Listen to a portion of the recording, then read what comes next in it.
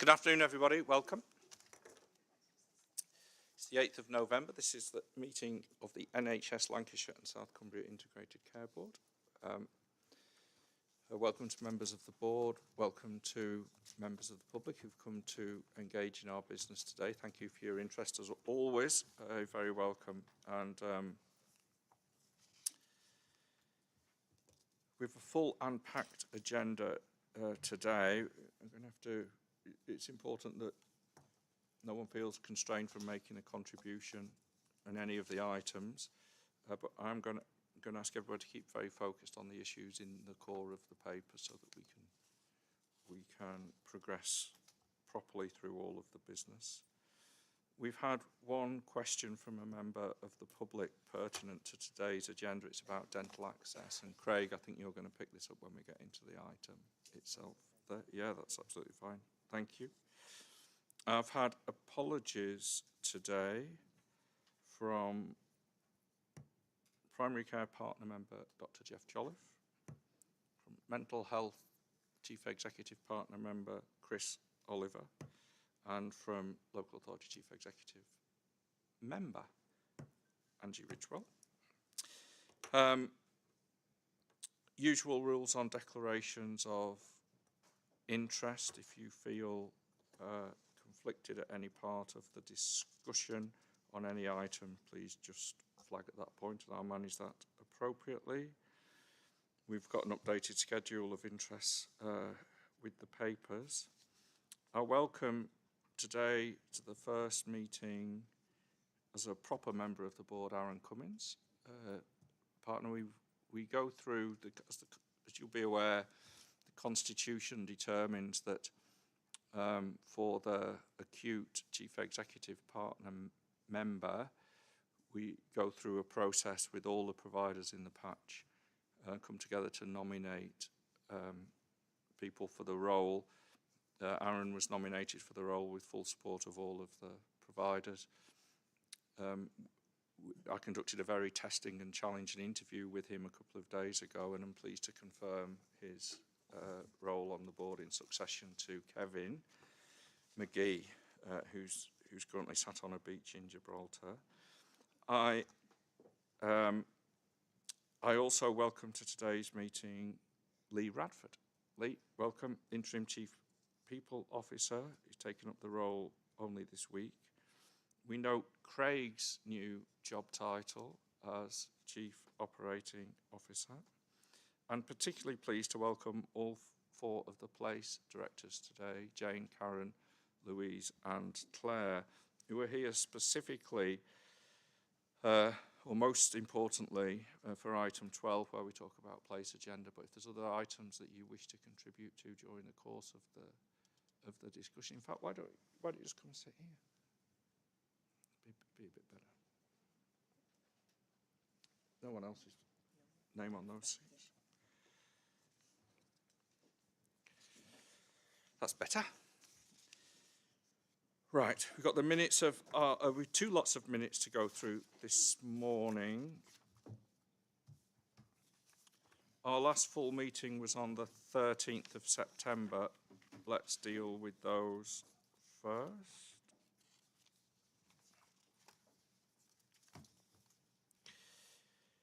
Ibby, Professor Adia ended with us as he moved on to new professional life in Wolverhampton. He'll be finished at the end of October. We're in process now to find a new non-executive member. So I'll update in due course at future meetings. I should have said at the start, Roy will take on the role of Vice Chair that Ibby held previously. Thank you for agreeing to do that, Roy. The minutes of the meeting on the 13th, please. Any points of accuracy or matters arising that don't feature in the agenda today? We've got all the standard performance and finance items. We've got maternity on the agenda today, winter planning. I don't think there's anything that I need to pick up that isn't on the agenda, Kevin. No. We content to approve the minutes of that meeting, please? Thank you. And then we've got the minutes of the annual general meeting that we had on after the main board meeting on the 13th of September. Are we content to approve the AGM minutes, please? Don't all second it at once. Are we content to? Thank you. Thank you very much. Then we've got the action log.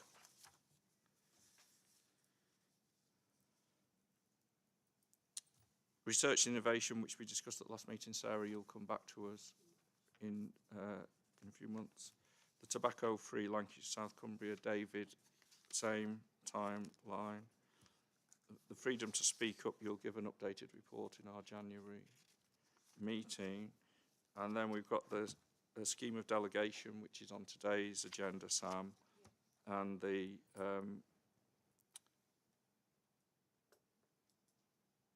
matters of escalation issues from the Quality Committee and Primary Care Commissioning Committee, which we pick up in the course of the agenda today. Right.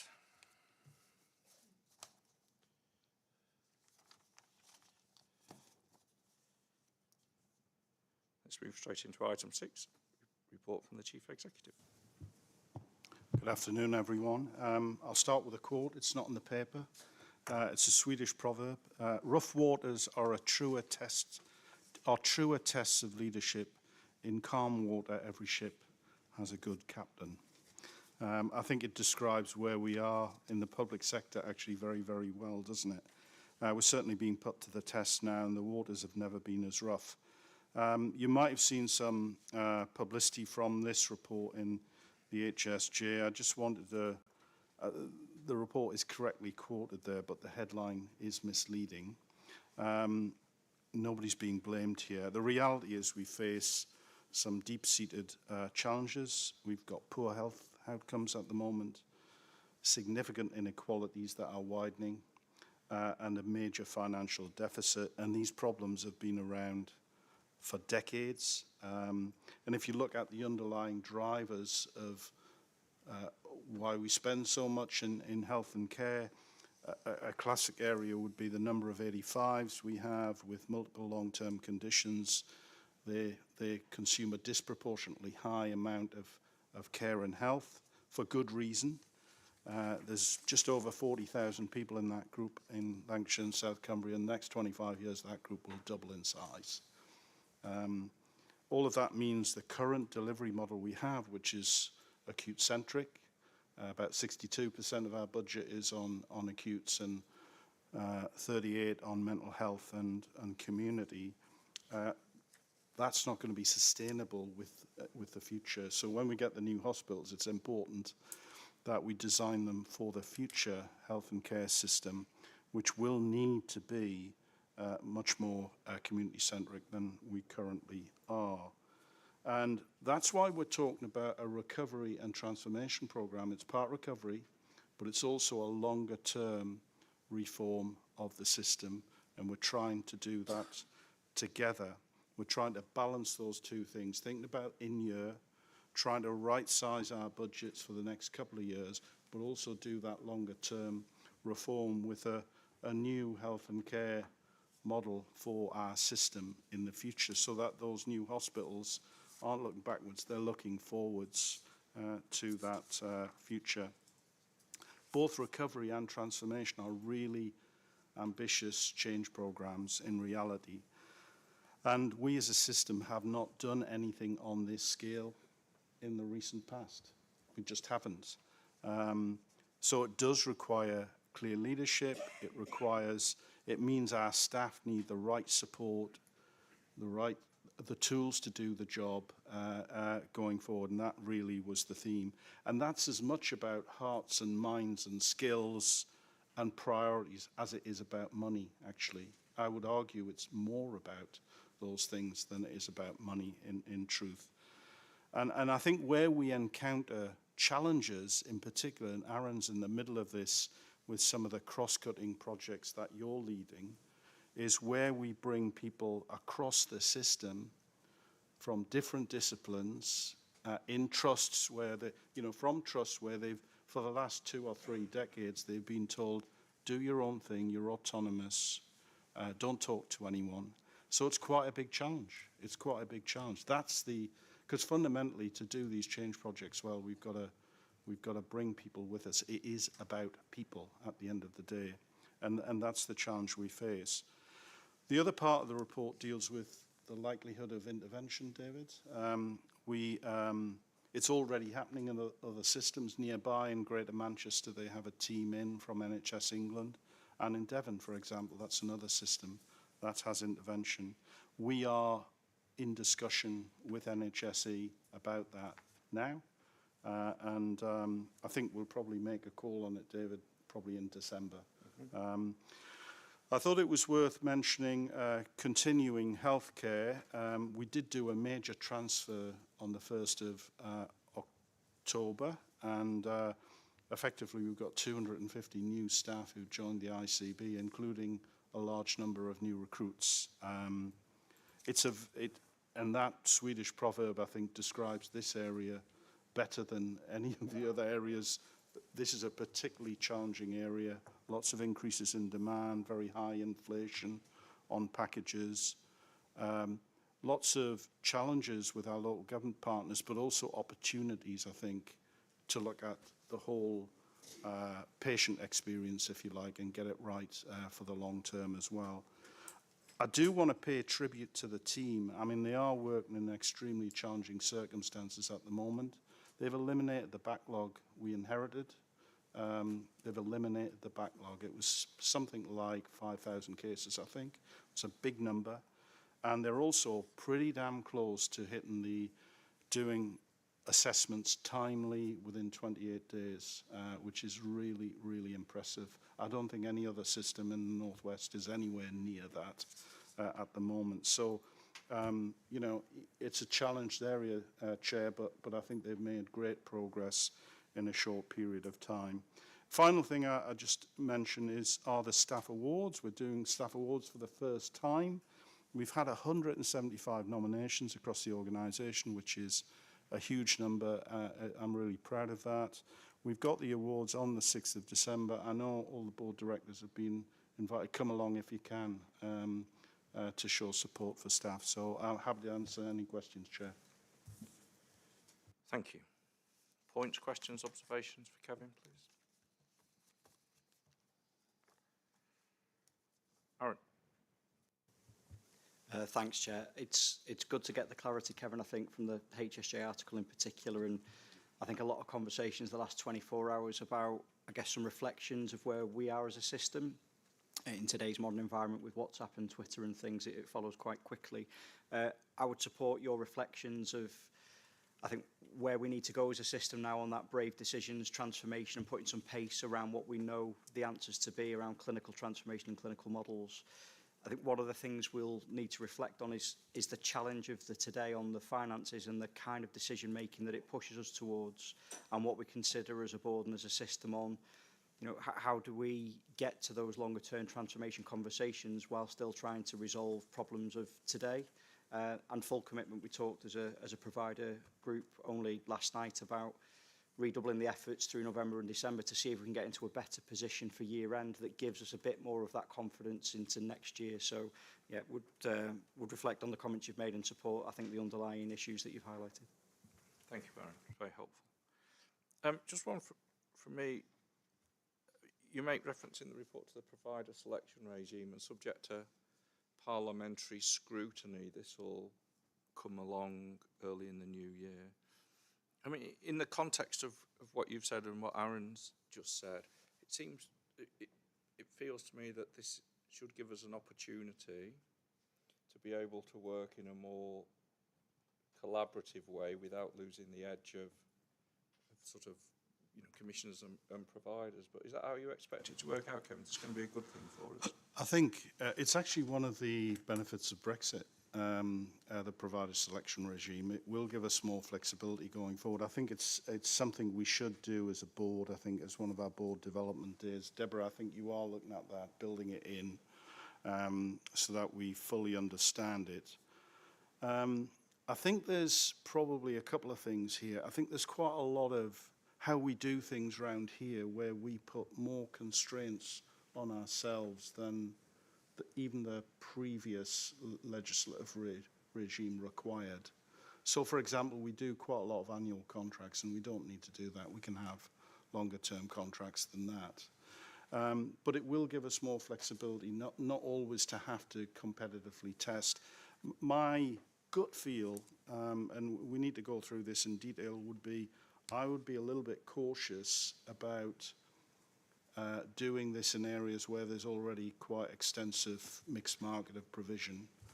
You know, for example, in community services, we've got a number of significant and large private sector providers. But I think areas where you have, for example, voluntary sector providers and social enterprises, and there isn't a big private sector market, I think that's ripe for this, and we should definitely look at that. So I think it's about horses for courses, but we should do a development day as a board and go through it. Thank you. Okay. Our next item is our patient story. I think we're on an audio. Yeah, thanks, Chair. We've done an audio this time because we've had a lot. The story's featuring on dental, which I thought was timely, given that we've got a paper on dental access, and it is a very challenged area. And even though we have a number of patients and residents that have spoken to us, we couldn't find one that was willing to actually have a video. So we've taken a story, and we've got a member of staff is audioing that video, but it is a real story, and I think it really brings out actually some of the very real challenges that we have across this pathway at the moment.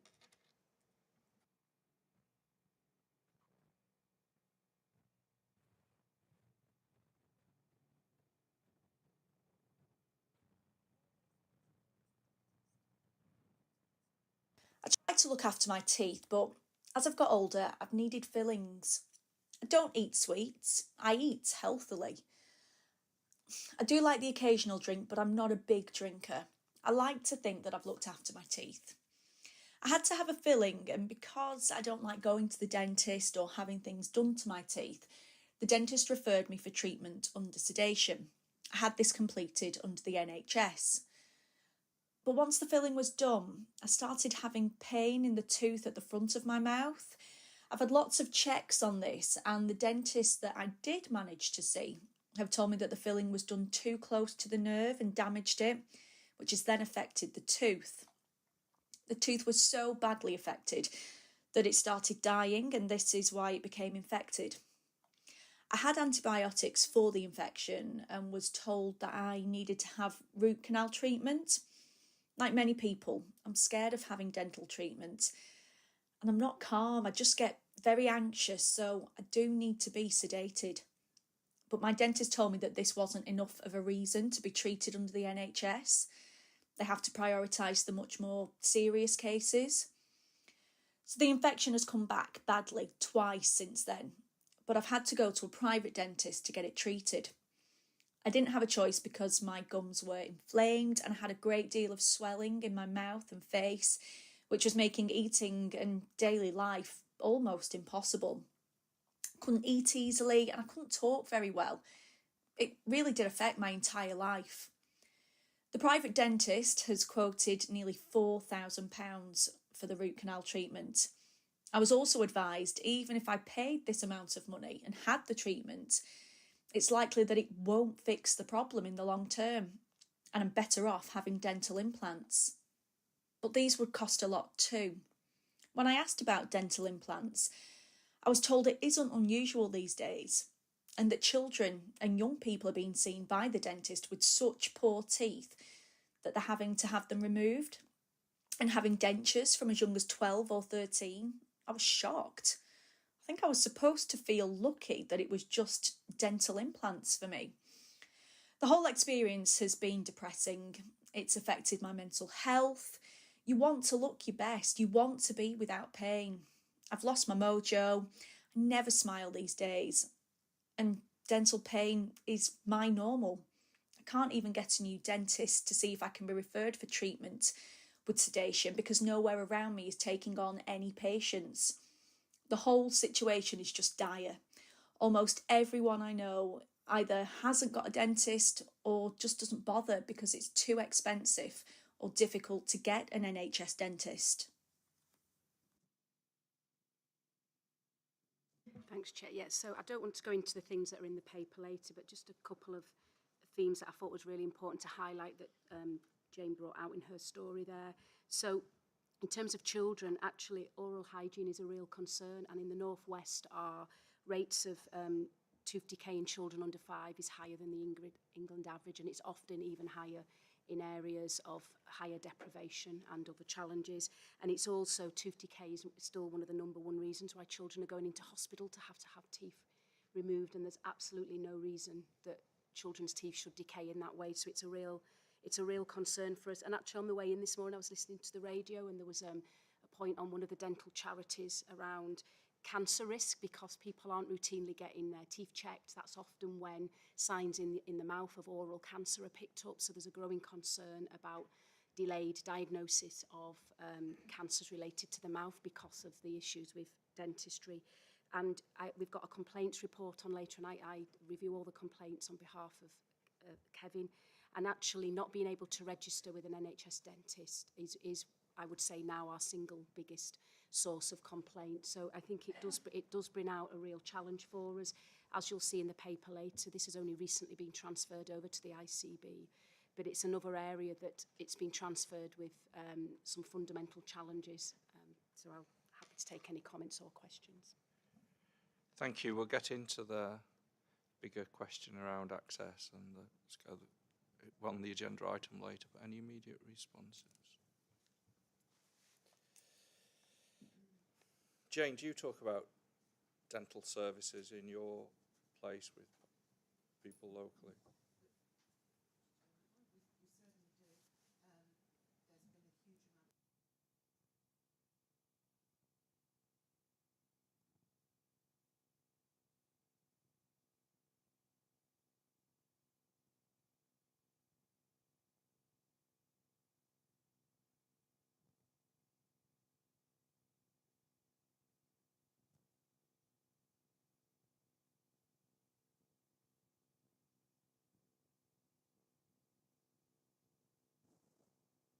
Having your mojo challenges.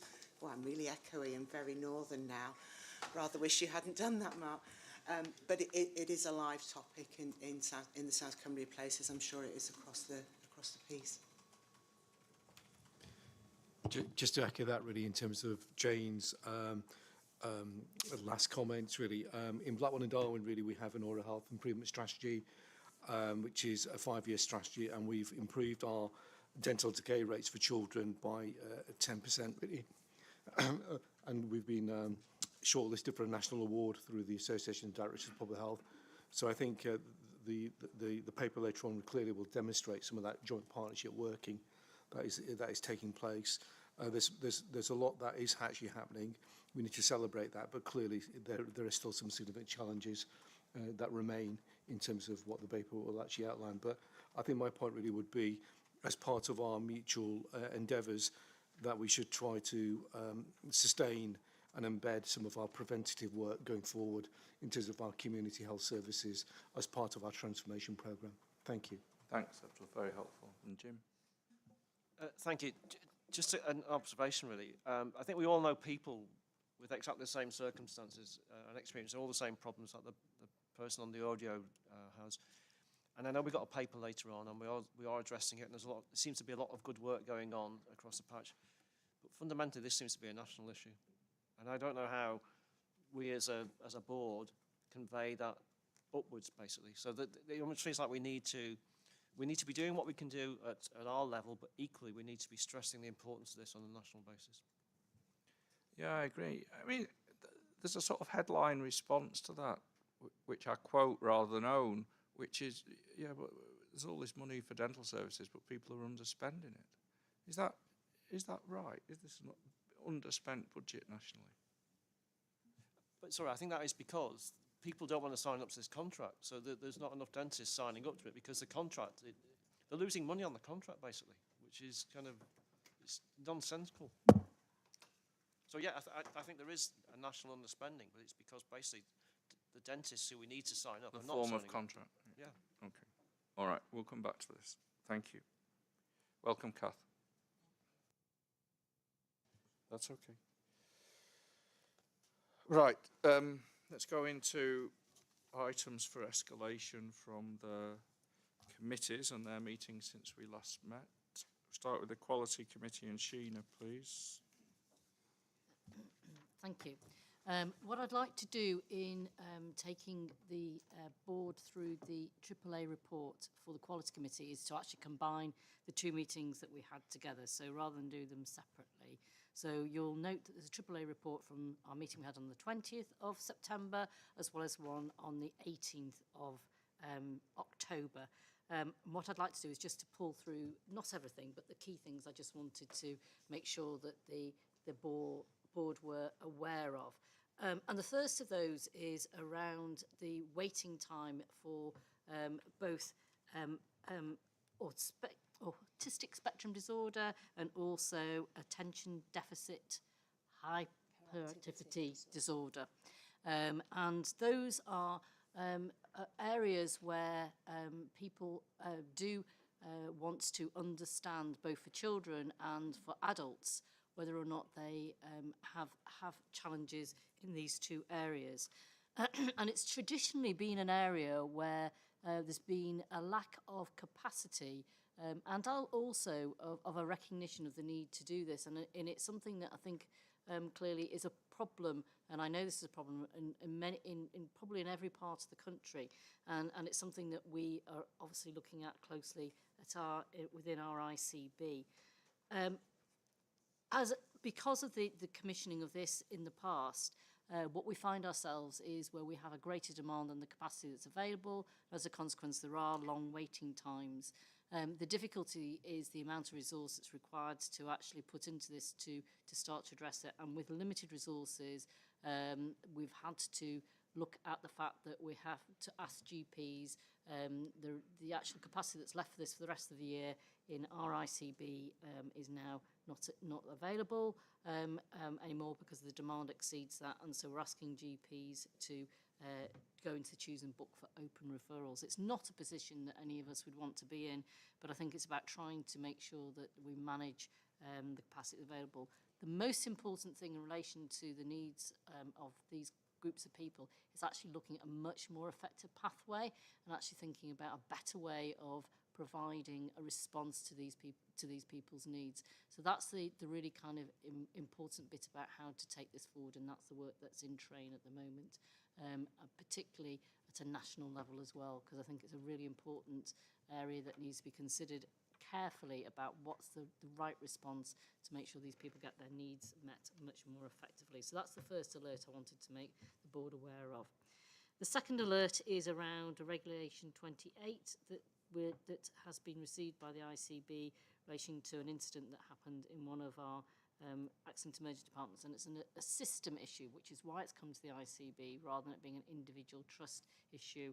And people will be recall that what Regulation 28 is the prevention of future deaths, and so this system has been asked to look at the urgent care pathway, urgency and emergency care pathway, and to think about how that can be considered across the system. And that's obviously something that we are looking at actively across the ICB together with all our partners, and there is clearly a report on that later on the agenda.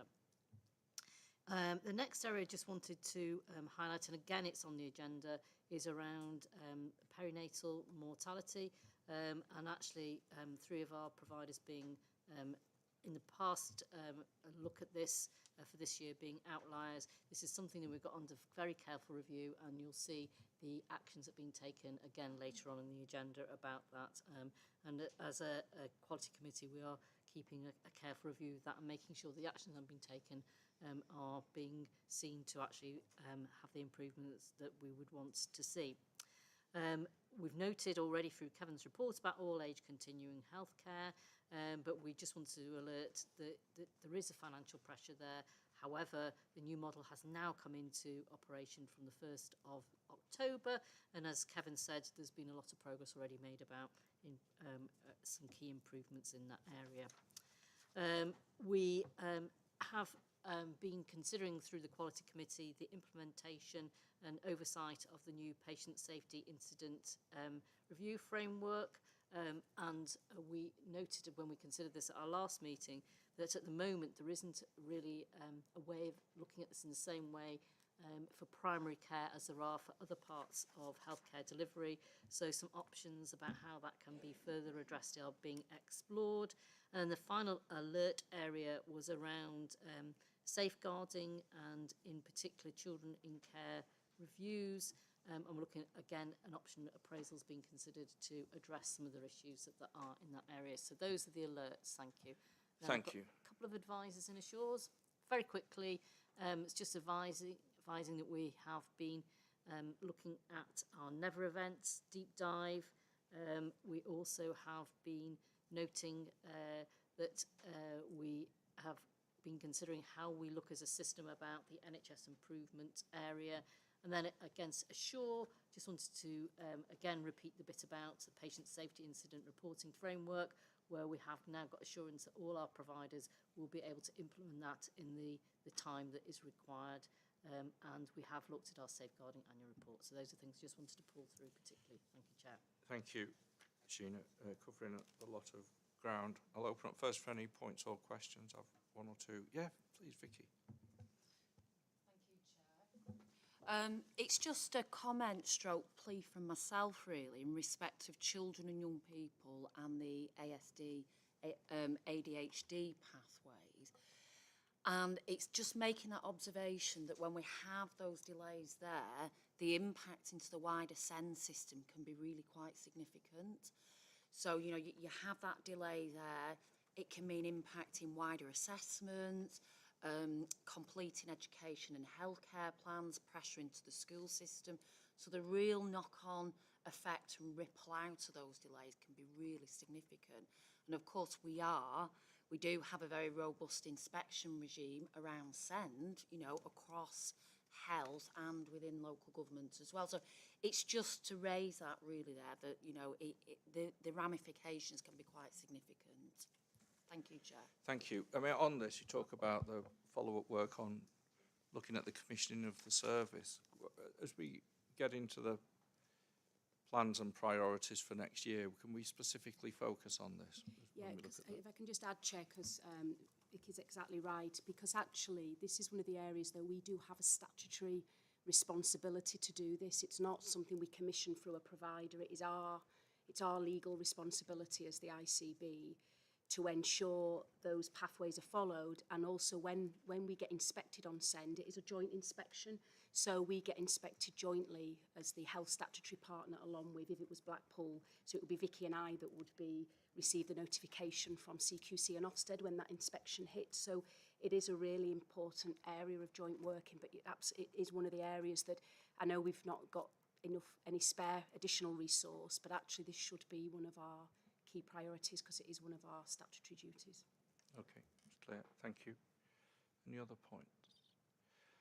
On this section, the Regulation 28 notice, it's a very, very serious concern. Does that notice sit there until we've demonstrably taken some action to learn from it and made whatever changes to procedures or process, and then it's removed, or is it a sort of one-off event that we just left to get on with it?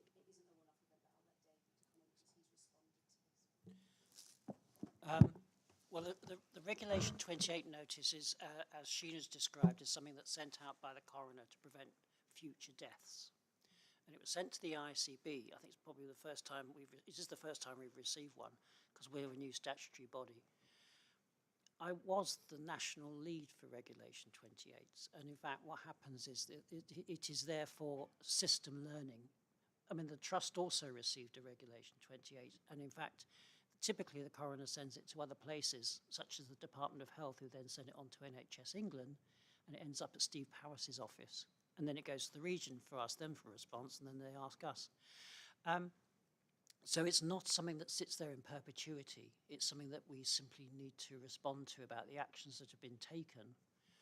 The most important thing afterwards is to ensure that we don't find ourselves in the position where we receive another Regulation 28 about a similar issue. So we need to demonstrate we have taken actions, and those actions have rectified the problem. Thank you. And again, just for my learning, so did the Coroner's Office follow up with us on that? No. No, the Coroner's Office doesn't. The coroners are very different in how they use Regulation 28. Some actually send a lot out, and some send very few out. But I think in this particular case, the issue was such concern, the coroner felt duty-bound to do so. Thank you. Yes, Sarah. If I can just add, that's all correct. However, we've also been led to believe there may be another Reg 28 of a similar nature coming from a coroner in GM that I think might be sending one out to all the North West ICBs. So I suppose that the worry here is because how stretched the urgent and emergency care pathway is and how increasingly difficult it is getting within our A&E department. I think whereas this is probably hasn't been typical and it's been quite rare to receive them, my concern is that we might start to receive more of these across that pathway. Okay, Maggie. And not solely because of these Regulation 28s, but because of the issues that we are seeing, not only in Lancashire and South Cumbria, but across the country with the pressures that are on our emergency and emergency care flows. One of the work streams that we've introduced here around our transformation programme is UEC, and the lessons and the principles of the issues that are highlighted through the coroner's reports, not just here but elsewhere, that the improvements around all of those points will be central to some of that improvement work that we are taking forward. Thank you. Any other points? Yes, Karen. So just to add to the clarity, there is a formal response which I believe David has sent. So each organisation that is the subject of a Regulation 28 is required to formally respond to the coroner, and the ones sent for information for action that we would expect. And our own regulators would be the people who would inquire how have you responded and how have you changed. Okay, thank you. It's very helpful. All right, let's move on. From Finance and Performance, Roy. Thank you, Chair. Similarly to Sheena, we've had 2 meetings of the Finance Performance Committee. The first one being in September, which the AAA report refers to on the agenda. And we have a number of alerts from that particular committee. We'd received some reports from the Sustainability Group with regards to issues and an approach taken in the Recovery and Transformation Board. Thank you. The financial risk in the system, the Chief Executive has noted in his earlier paper, and I would suggest, Chairman, that we have a paper on finance later on in the agenda. The finance position, as you know, is very fluid. There's a lot of fluidity about that position, not only within the ICB but also within the providers. We had a number of mitigations in place to deliver our budgetary position and address those financial risks. The meeting that took place after this meeting, which I'll refer to in a moment, discussed that in further length, in great length, and we agreed that we need more of a greater focus to be placed on delivering those agreed financial targets.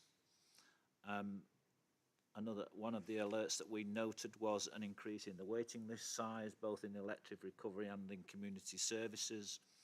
And it would be highly remiss of me, Chair, although I have had the opportunity to speak to Dr. David Levy about this at some length, was about the cancer 31-day first treatment target. And we noted with concern that the Lancashire and South Cumbria Cancer Alliance was the worst performer nationally. That's something that we're going to refer to later on in the agenda, David.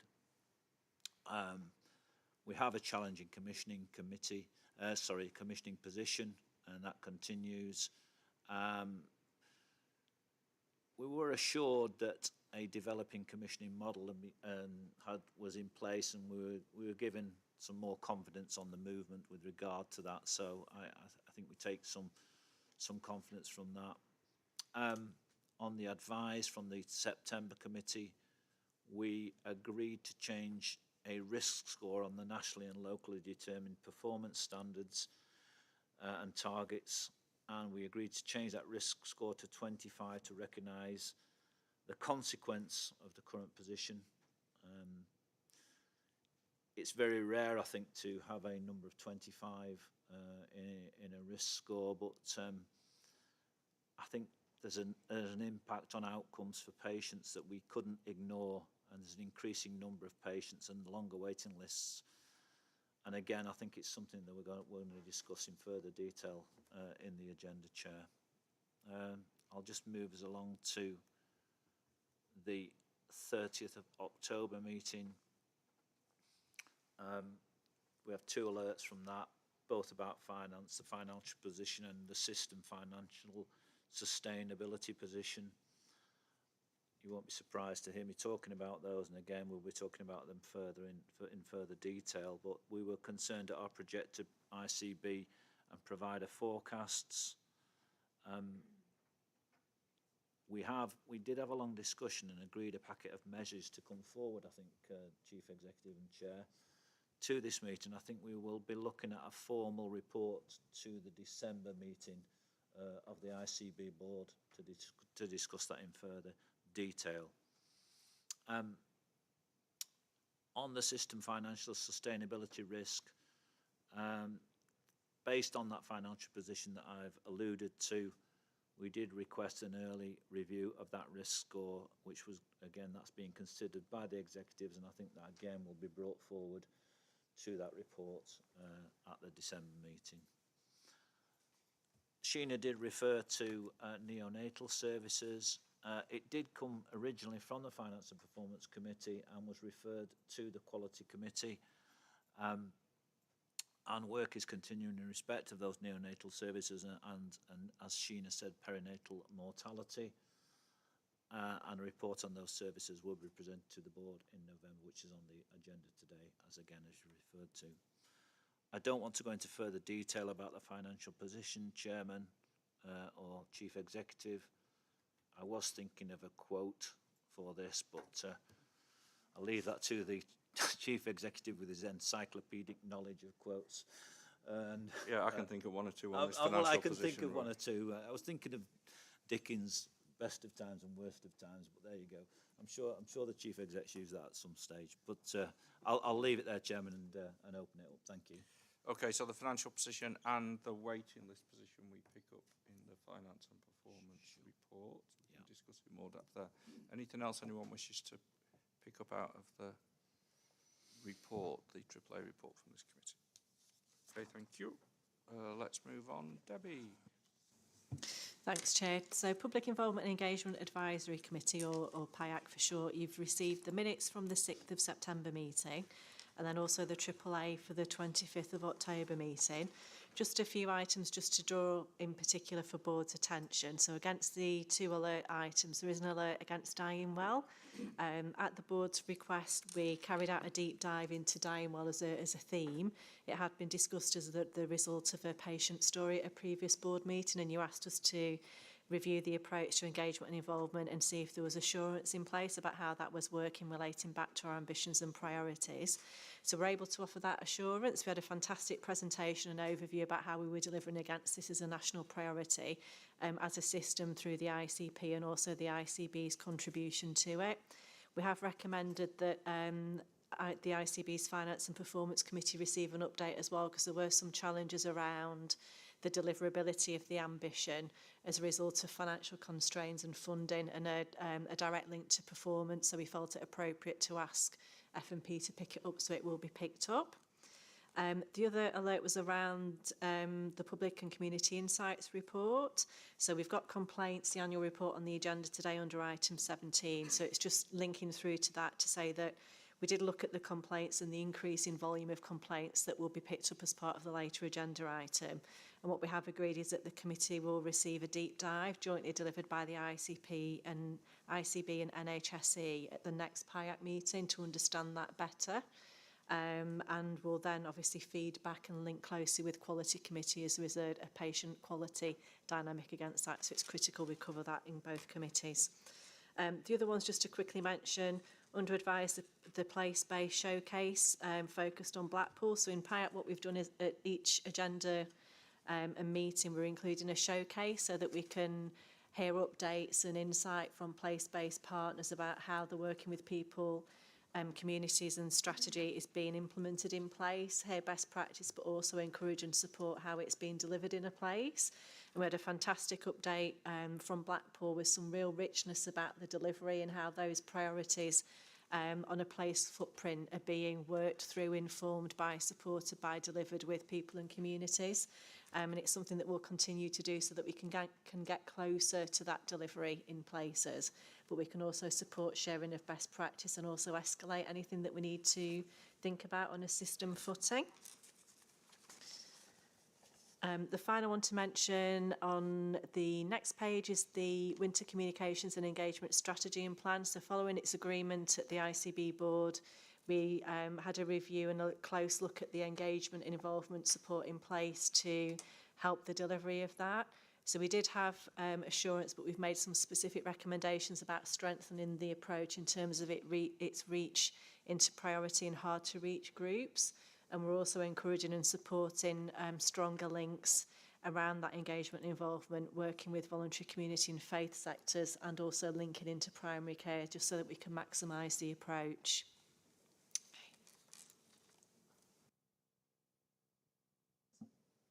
Any points? I thought that Blackpool showcase was written here is fantastic. It's fantastic, Karen. Yeah, really good. Any other points on the patient involvement committee work? Thank you. Let's go primary care commissioning. Thank you. So primary care commissioning committee, you've got the August and September minutes and then the AAA for 2 meetings. So I'm happy to take any questions, but the only thing that I think it's helpful to draw attention to, it's not an alert, it's from the 12th of October meeting, which is where the committee updates the board that we received and we've approved a new primary care procurement evaluation strategy, a PES. We love our abbreviations, don't we? So we'd inherited the PES from the previous clinical commissioning groups, and it's the framework that we use to make decisions about what primary care services we buy. So it's a really important framework for us. The old PES has been updated, refreshed, reinvigorated with some independent support, with strong engagement and involvement from communities and their feedback and learning from procurements that we'd carried out to date as an ICB. So we've signed that off, and what we'll be doing moving forward is looking at the implications for the provider selection regime and how it might need to change and flex from January when the new approach comes in. But in the meantime, we have reviewed it and we've got a new approach that's much stronger and much more informed by patient experience and involvement in place, which I think is a real positive. Thank you, Debbie. Other than the fact that the public expenditure survey people won't be keen on you nicking their acronym, I think it's a clear paper. Have we got any comments on this, please?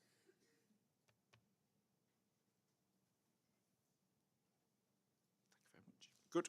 I remind people that the Primary Care Commissioning Committee does meet in public also. So the full agendas and minutes are available there for information. Finally, to the Audit Committee, please, Jim.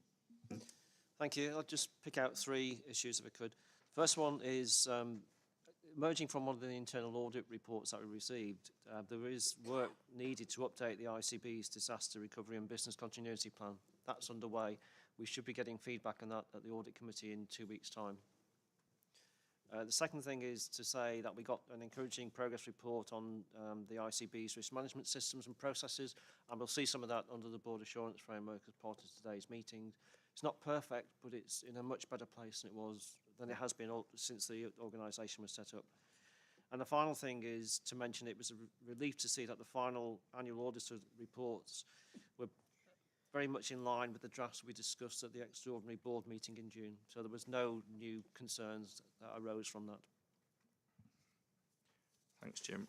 I we've discussed this previously, I don't want to go all around the discussion again. I still get troubled by this moderate assurance thing that you refer to in the internal audit reports. You know, look around the board, the thought bubbles between above board members' heads. Half the board think moderate, yeah, we're doing okay then. Half the board think we've got a big problem then. And both are legitimate responses to this. It just leaves us in no man's land. Can you just give us a flavour of the discussion with internal audit about this? Well, we regarded moderate assurance as a concern. So we treated it as a concern and we delved quite deeply.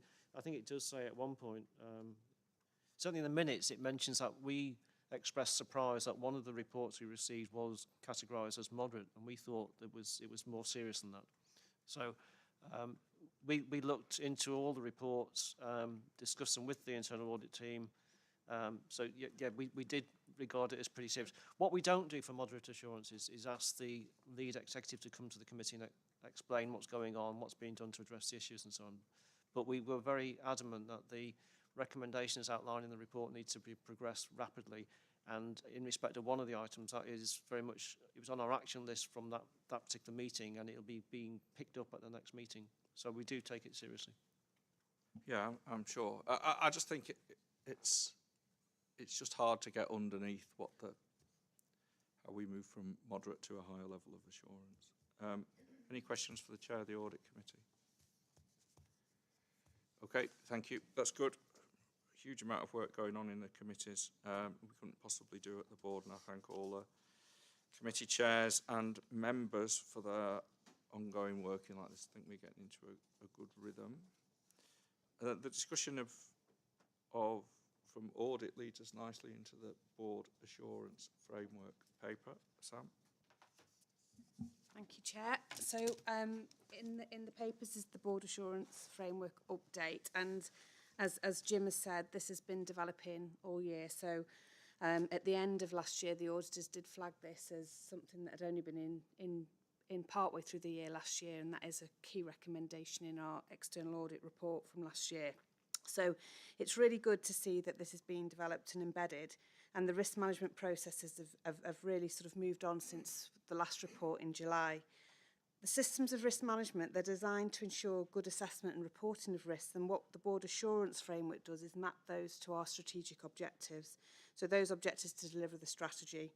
And it helps the board to see where those greatest risks are in delivering what we're here to do. And then as such, really, it enables us to have a greater focus. And I think what's really good about today is if you look at the risks in the board assurance framework, we can clearly map them to the agenda, and that's what we should be doing. It should be about highlighting where our greatest risks are and delivering what we're setting out to do and making sure we're talking about them. And when we look at the board agenda today, we've got dental, place, performance, finance, primary care. The key things that are in this BAF and oversight are actually driving our board agenda. So what we've already heard as well, and I think Roy mentioned this, is each of the committees have been now looking at the risks in those committees as well and assessing them, and that's been a really good process of giving it a really thorough, good look at and making sure we put some challenge in there. There's been one new risk that's been added around difficulty in recruiting and retaining workforce that's come onto the BAF this month. But the paper also describes a really important piece of work we did as a board to look at the risk appetite, and the output of that work is going to be brought back in January. It's really important to assess the risks and the decisions. So, for example, it's sort of testing where are we in terms of taking decisions that could impact finances or drive better outcomes. What's our appetite for that risk? And we did a lot of work on that, which I thought was a good session, but we'll be hearing more about that in January. So the board today is just asked to note the report and progress, and the corporate risks have been included to give more information. Note the work being done on the risk appetite and ask to review and comment on the BAF itself. Happy to take any questions. And I guess we've also got the risk owners around the room if there are specific questions on any of the risks. Thank you. Jim? Thanks. So it's 2 points, really. The first is, as I normally do, I will lobby for this to also be a vehicle for assessing how we're performing on the strategic objectives. So the BAF should not just be about the risks, it should be about the delivery of the strategic objectives, and today is primarily about the risk, which is very important, but it's also important for us to to reflect on how we're doing against the strategic objective. So at some point we need to pick that aspect up. Yes. I have got one or two comments on some of the risk things. I'm not going to go into that level of detail today, but I think we are picking them up through the committees. So I think each of the committee groups will be looking at those in a bit more detail. It's almost the first, not quite, but it's almost the first iteration we're seeing here today. So I think it's a very good attempt at developing it, but there is further work to do on some of them. Some of them are, there are, what they're describing as gaps in control or gaps in assurance are not, in all honesty, right, I don't think. And so we need to work on them a bit further. Right. Thank you. Aaron, how do you do with this in your board? Very similarly, Chair. So the alignment to strategic objectives, checking back to board agendas, ensuring that the board's business is focused on the areas that we've identified as being most important, that's very similar. I think to Jim's point, we run a strategic objectives review workshop at board level every 6 months to check back on delivery against objectives in those kind of strategic pieces and to take a view of whether we need to change the strategic intent. There is a dialogue that happens at a lot of boards around if you've set your strategy for 5 years, it shouldn't move, your strategic objectives should stay, but particularly I think in the operating environment we have in health and the public sector, there are a lot of things that change in either policy or national direction where a board every 6 months, I think that's a discipline that we've taken forward that we found useful, Chair. Thank you. Helpful. David. Can I just comment on the 25 risk? Because I must admit it is, for the members of the public who are in the room here and perhaps listening elsewhere, a risk of 25 really is a very high, means we are, as a high, it is happening now. We have a high risk of something really going wrong. And when I first saw this, I reflected upon it, and Roy's right to put this at 25. When we compare ourselves, we look back to perhaps where we were 10 years ago as an NHS, and we thought we had challenging times then. A 12-hour breach in an A&E department was something that a trust would ring the regional team and would have to explain. But we've now got many patients waiting up to 24 hours in our emergency departments. Things have almost become normalised as to kind of how we work now. It is a very challenging time for the NHS, not just in the emergency departments. We've had COVID, we've got tired staff, and now we've had a series of strikes. And it does result in the fact that the work of the NHS, it's been very difficult to take forward what was business as usual. So I think Roy is right to reflect it to this board, that it is a risk of 25, and we really need to be thinking very hard about how do we get that down over what may be a very difficult winter. Thank you. Thank you. So that recognising that this work still evolves, Kevin and I were having a discussion earlier about the risk scores. The best way of putting it, can you give me a flavour then, Roy, of in the Finance and Performance Committee, you had a discussion that escalated from 20 to 25 on performance. Did you have an equivalent discussion on finance that decided not to escalate that score? I said earlier, Chairman, that the issue with finance is about fluidity within the financial position. And I think members of the board would recognise that. I think at every Finance Performance Committee meeting, we've robustly challenged the financial position. However, we didn't take a decision to raise the score on that because we knew that, and I've said this consistently, Chairman, that it's not just for the Finance and Performance Committee. The financial position is not just the responsibility of that committee. It's the responsibility of all the committees and the responsibility of this board. And I think when I mentioned earlier that we said we were coming back with a plan in December, and we had a really good discussion on that in the November meeting, as I alluded to. I think that's a really important discussion for us to have at that stage. And I think when we've had that discussion and when we've seen the results of those mitigations that we can put into place to resolve some of those issues, then we may well look at the risk score for finance. However, we could not we could not, in all sorts of honesty, have the risk score for performance at 20. And as I commented earlier, I think it's really unusual, and it's a precedent, I think, that we set a score of 25 for performance without us absolutely having that robust discussion at Finance Performance Committee, which we had. And there was a lot of challenge in that discussion, a lot of challenges, not only from the members, but also from some of the executive team about whether we should actually move to this position.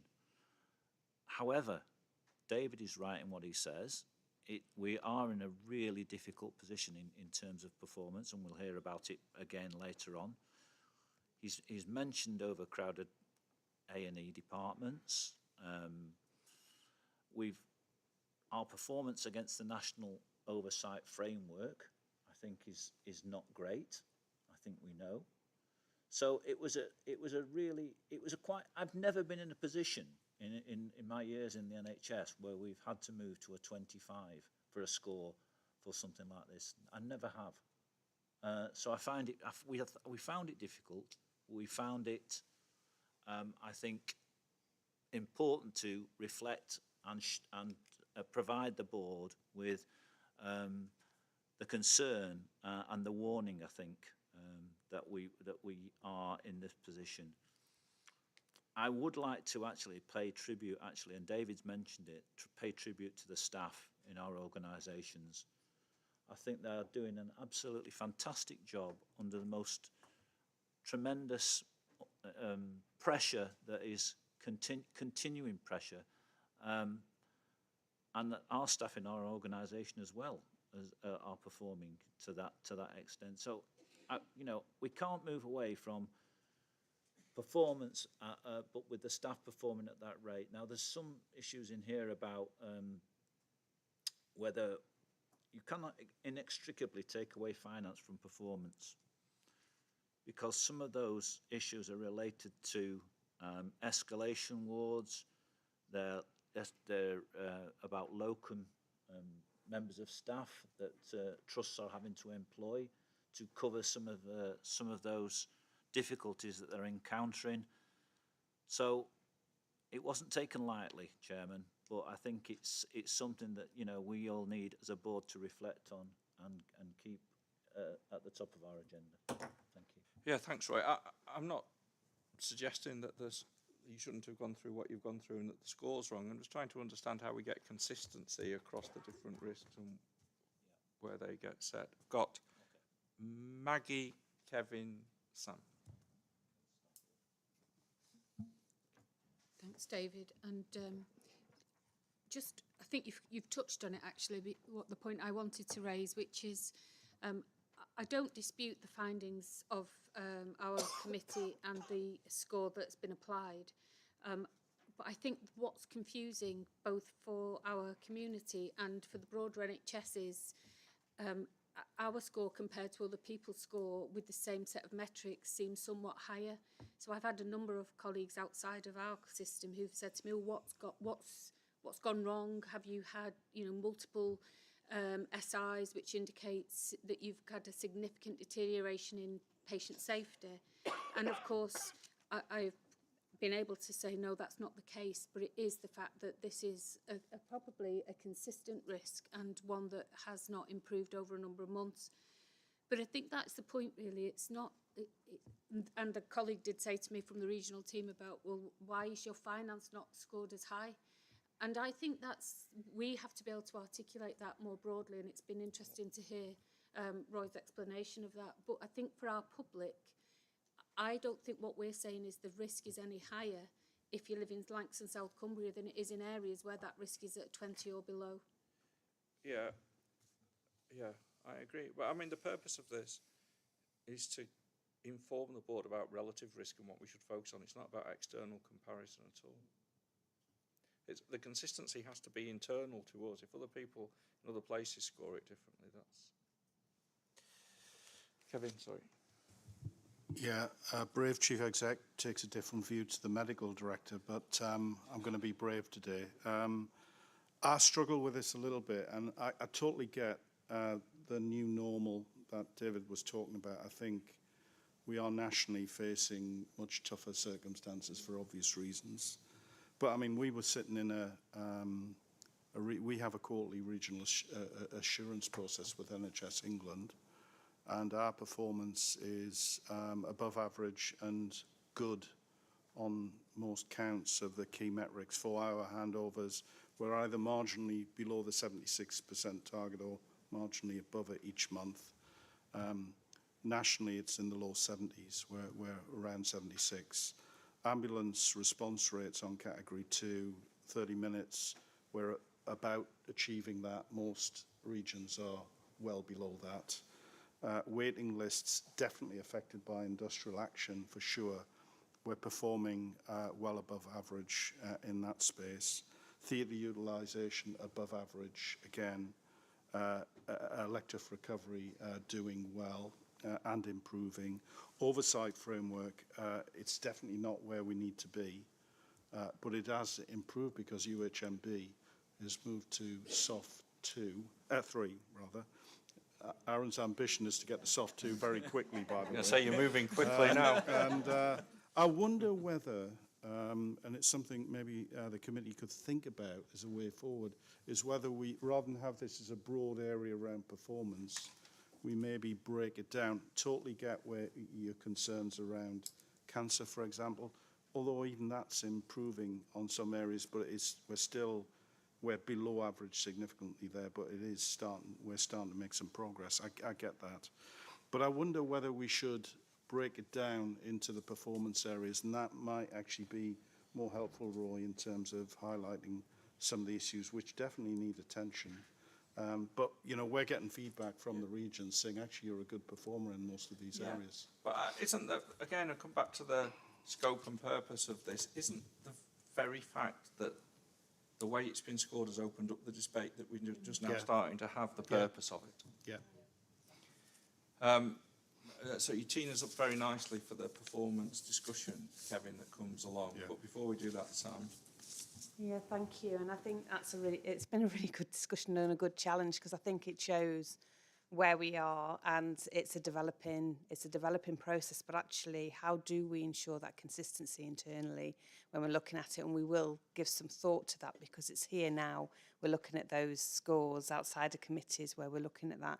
But I would say on the debate on the finance score in particular, you know, it's that fluidity issue that Roy raised before. I think during that committee, the focus of that is how do we still mitigate? What do we need to do? So we hadn't scored it. I think if we change our forecast at that point, it becomes the highest score. And that's the sort of discussion we had. And there's a few things happening before we do that. So that's the purpose of scoring it slightly low. But I do think it raises a really good challenge about, and it's making me think now as we're bringing in these processes, how do we just get that consistency check across them? So thank you for that.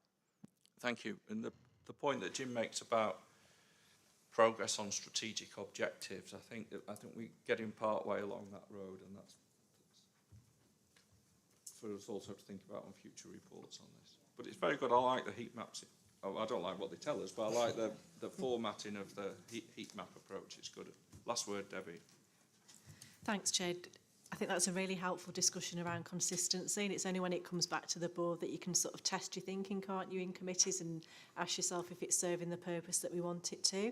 I think the other point that I'd really welcome when we do the review and the reflection of how we use it is just thinking about how dynamic it is. So my only observation would be that as well as there only being one risk that changed and it went down, when I looked at the scores across the 3 months, everything stayed the same. And I found myself thinking, well, is that because the quadrants have changed, but overall the calculation has stayed the same? I think it's just that point about how dynamic it is, and that can be shown either by a score changing or by the richness of the text beneath. So there might be a way of showing us, Deborah, when it comes back, about what the difference was, so we're clearer on that journey. Good. Very helpful, thank you. Okay. Right, we move on. Integrated performance report. Asim, you're going to lead us into this, I think, please. Thank you very much, Chair. And I think the previous conversation has covered quite a lot of the discussion and the narrative I've got here. So I'm going to touch on some pertinent points that is contained within the integrated performance report. But before I do that, just want to reiterate some of Roy's point in acknowledging the hard work and efforts from our committed workforce across health and care in delivery of our health and care services. The integrated performance report only highlights some of our services. It doesn't highlight the entirety of the breadth of services we deliver across Lancashire and South Cumbria. And as we go through the report, I think we should also remind ourselves that behind each metric, table, graph and percentage, there's experience of a person and their families and the population we serve. So I think it's really important that we recognise that, because sometimes things get lost between a table and a graph and a comparison. The metrics contained in the performance report, just to remind the board, are discussed in numerous forums within the provider organisations and within the structures of the Integrated Care Board. And these contain largely NHS oversight framework metrics. And as we develop the performance report further, the intention is to align these metrics to the themes set out in NHS oversight framework, particularly looking at health inequalities, variances, and how our population access their care, outcomes, and access to their services. So the current report, as you see, is split across 8 domains. And on the whole, as Kevin's highlighted already, our performance compares well to regional and national positions. So if we look at elective recovery first, just to remind the board, NHS England published their delivery plan for tackling the backlog to COVID-19 in February 2022. And the plan set out key targets in delivering this plan and the elimination of long waits. And just to remind the board again, the number of patients at the start of the pandemic was approximately 120,000 people waiting for treatment, with very few people across our population waiting over 52 weeks. The current position in the report points towards 239,780 patients waiting for treatment across our footprint. And this is expected to grow. The latest position, the October unvalidated position, shows this is now reaching 255,000 people waiting. So this is demonstrating great pressures and demand for our services. And this is impacting the trend for long waiters, 65 plus weeks, and this has moved further away from our trajectories. And there's a number of factors, including industrial action, for the reasons behind this.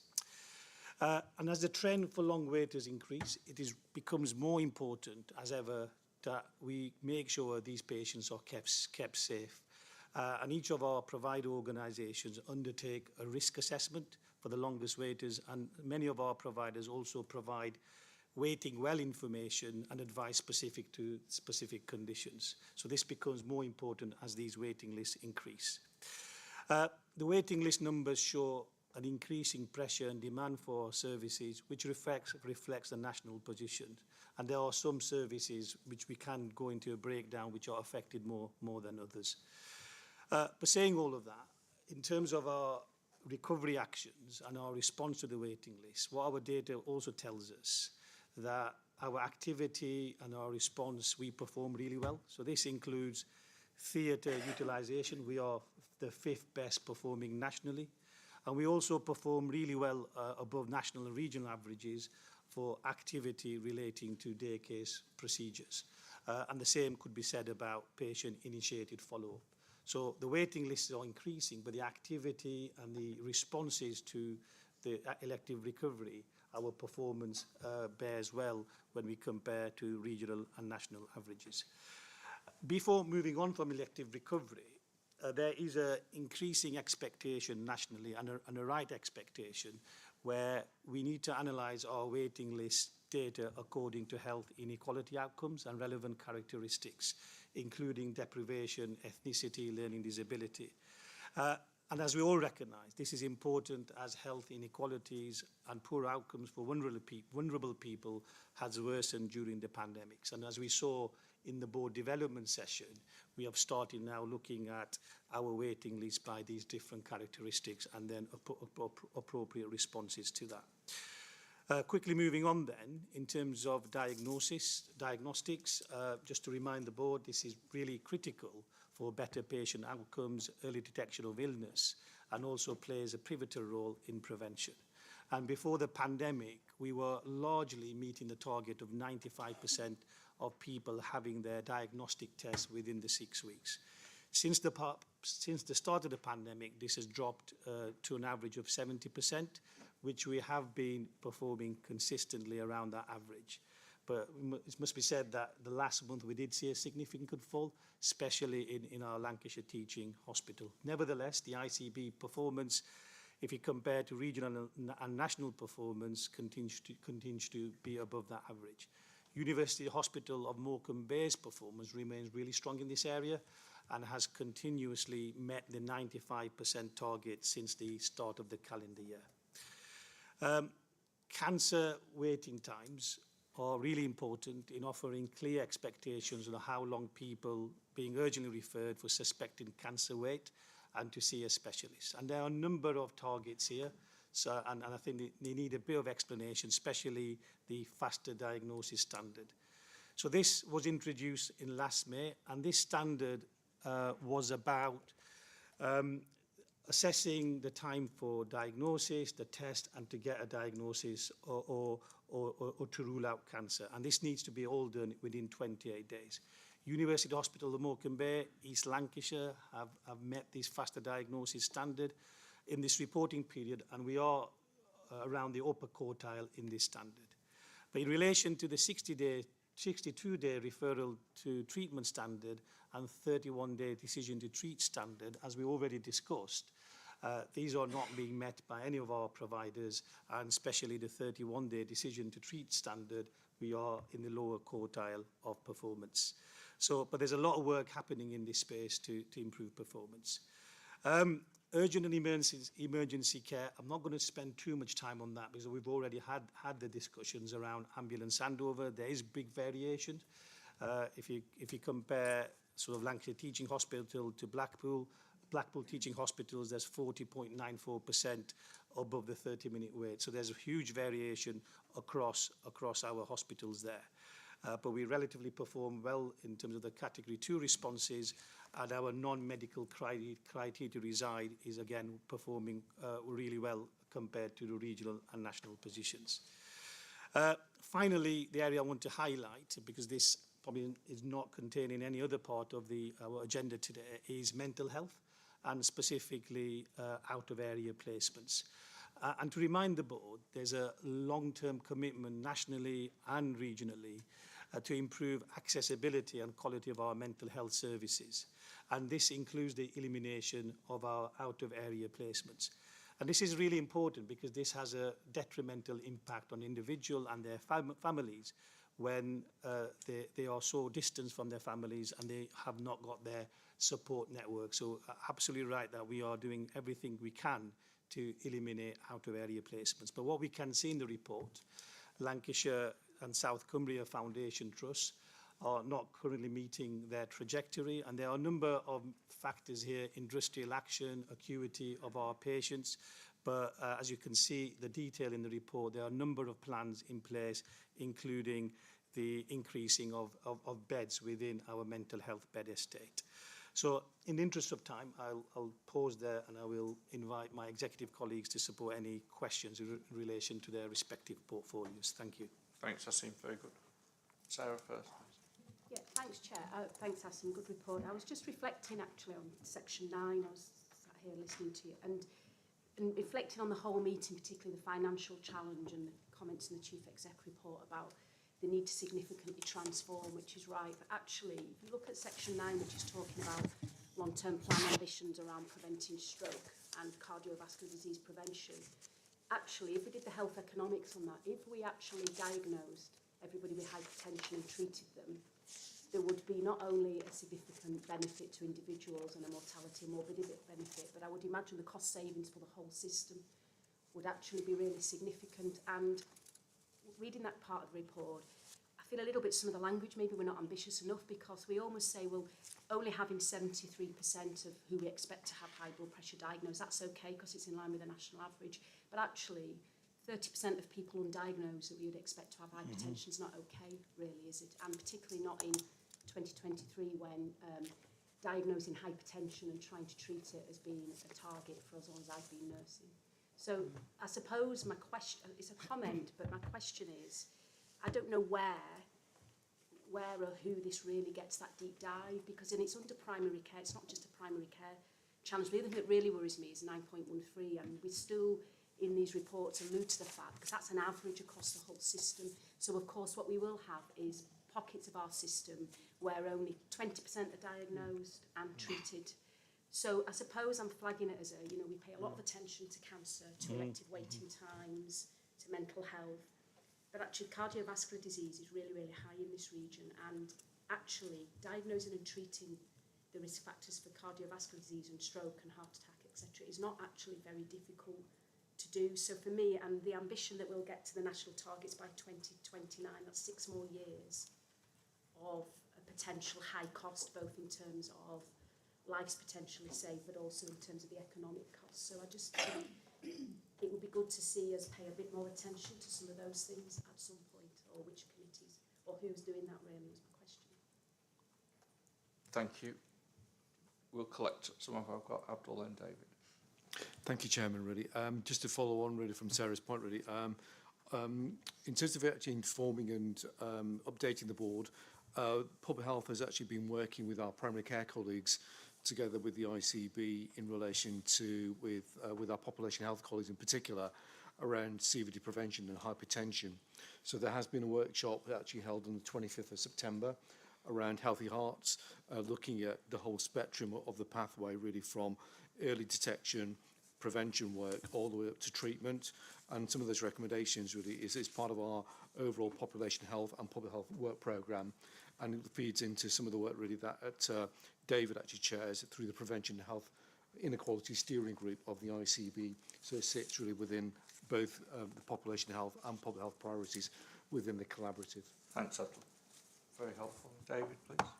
Thank you. Just a couple of comments around the mental health and learning disability section of the report. So I suppose I was left feeling surprised that we're still falling short in terms of the numbers of people with learning disabilities having annual health checks. So that remains a surprise and a concern, especially when obviously the mortality rates and the life expectancy rates are so far away from where we would want them to be, 27 and 30 years difference. So we have to stay super focused on that, and I wonder whether or not involving the voluntary and community and faith sector more would be useful. They've often got lots of access to people and can maybe support them. And the second one was really about the out-of-area placements. I'm just, I know that there is a well-developed plan to have more learning disability treatment and assessment beds locally, but that's controversial, following on from the Transforming Care agenda, where there was a national drive to not have these places and in fact reduce the numbers dramatically. And we're obviously building some here now. Of course, that's better than patients being out of county and far away from home, but it still leaves me uncomfortable. So I think we need to stay, again, really focused on how do we keep people out of those treatment and assessment units rather than end up with it full up as soon as we open the doors on it, and perpetuating the problem rather than solving it. Thank you, David. I'll come to David in a minute to respond to 1 or 2 of the points.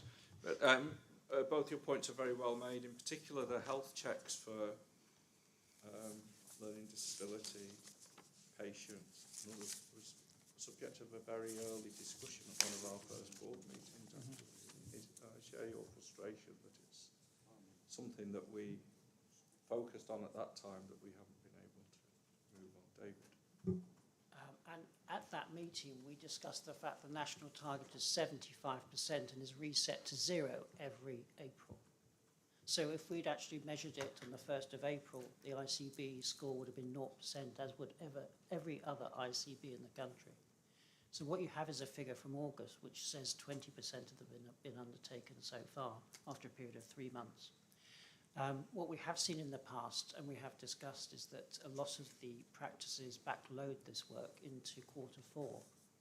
So we will see further improvements as we go through this year. And as we did last year, we'll be in a position where we can report out finally that we get to the 75%.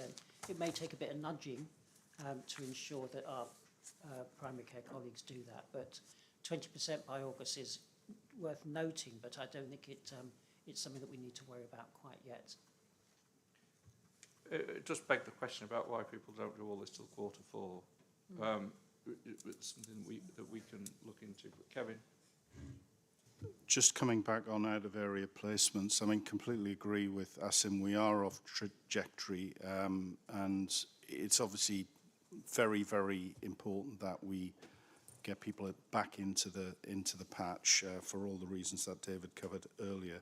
I just think we need a little bit of perspective there to recognise that 12, 15 months ago, we were a national outlier. We were in the top 5 nationally, I think. We're not a national outlier anymore, but we are off trajectory, as Asim said, and I think we've got to keep the faith and keep going because we have plateaued and start to go backwards. So we need to get back on that improvement trajectory. But we are in a very different place to where we were, and we just got to keep going. But so I just want to get that perspective. Thank you. It's helpful. I mean, the dilemma... Sorry, Jane, you go next. So Sarah set me thinking, looking at connections between one part of this report and another. And I'm not sure where I'm going with this, but I was looking at the workforce one and about the fact that our sickness absence rate is actually higher than the North West average and higher than the national average. And that's due to a range of reasons, including mental health. But of course, our workforce is drawn from our population, and our population has poorer health outcomes in many areas, particularly deprived areas. So there's something about how we look at this a little bit more holistically. If we actually did carry out this transformational work around primary care and community services and improve the health of the population, we would improve the health of the workforce and it would have wider benefits. So, as I say, I'm not sure quite what I'm recommending, but I'm just observing how these things are connected, and if we pay attention to them not in silos, we will achieve wider kind of benefits, really. It's very good. And it's the connections that are hardest to make, but if we don't make them here, they won't get made anywhere. That's right.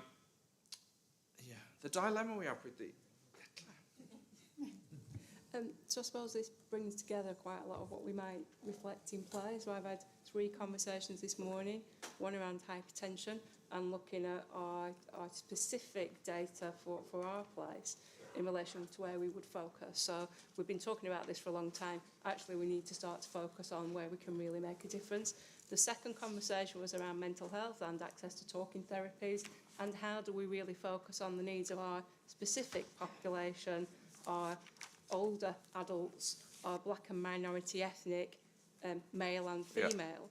And the third point of that was our workforce and our sickness absence. A lot of that is related to mental health. So actually, let's make the connection between talking therapies and our HR colleagues, which we're working with in relation to workforce, and make sure that they're connected. Because if we can get our people, our staff, who are resident predominantly in the place where they work, into those services and make that connection, then that can only support our people to get back into work, which will impact on our system pressures.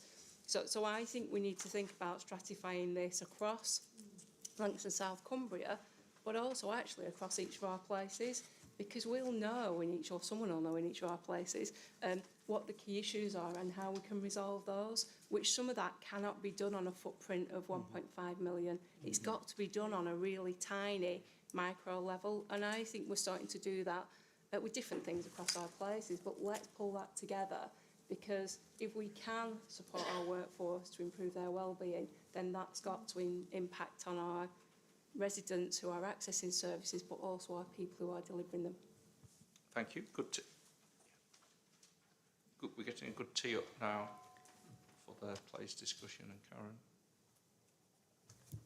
Just to add to that, as an example, learning disability health assessments has been the subject of quite a significant amount of work in Blackpool through our Learning Disability Partnership Board and with our integrated community learning disability service. And the variation between practices has required us to kind of get into individual practices and draw out how some organise themselves and how some are struggling to organise themselves, and try and build delivery across all of the primary care practices. Excellent. Great examples, thank you. And Jim? Thanks. It's almost a philosophical point, this. Yeah, I don't want us to get into the mindset of thinking because we're in the top quartile or we're average, that's okay. And Sarah illustrated that far better than I could around an indicator which suggests that we're about where the Northwest average is. But actually, there's a huge number of patients not being treated appropriately on the back of this. If there's a national target, we need to aim to hit that national target, whatever that might be. And that's because there are patients behind every single target, and not hitting them is not acceptable. And yesterday in the Health Service Journal, it talked about 30,000 patients dying because they've been delayed in A&E departments.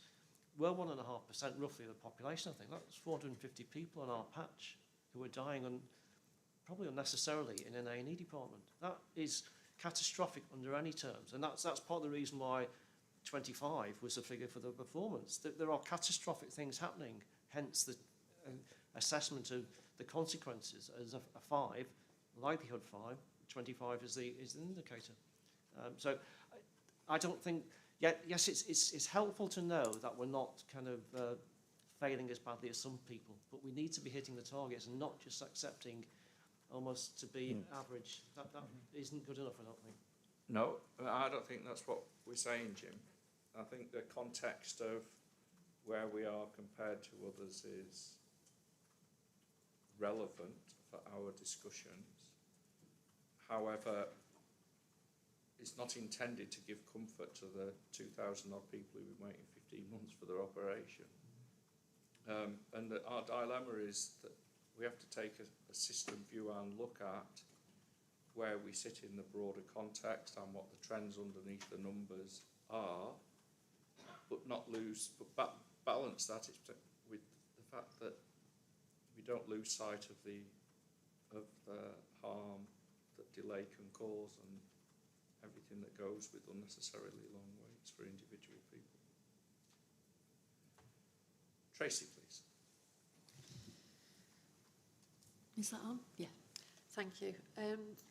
Yeah, I think Sarah acted as a bit of a catalyst then for us to think about things in a preventative kind of frame, and the report that the part of the report that you referred to really jumped out to me as well in terms of, you know, what are we doing to ensure that people are diagnosed early so that actually we can prevent them from needing a lot of the services that at the moment are struggling under the weight of demand.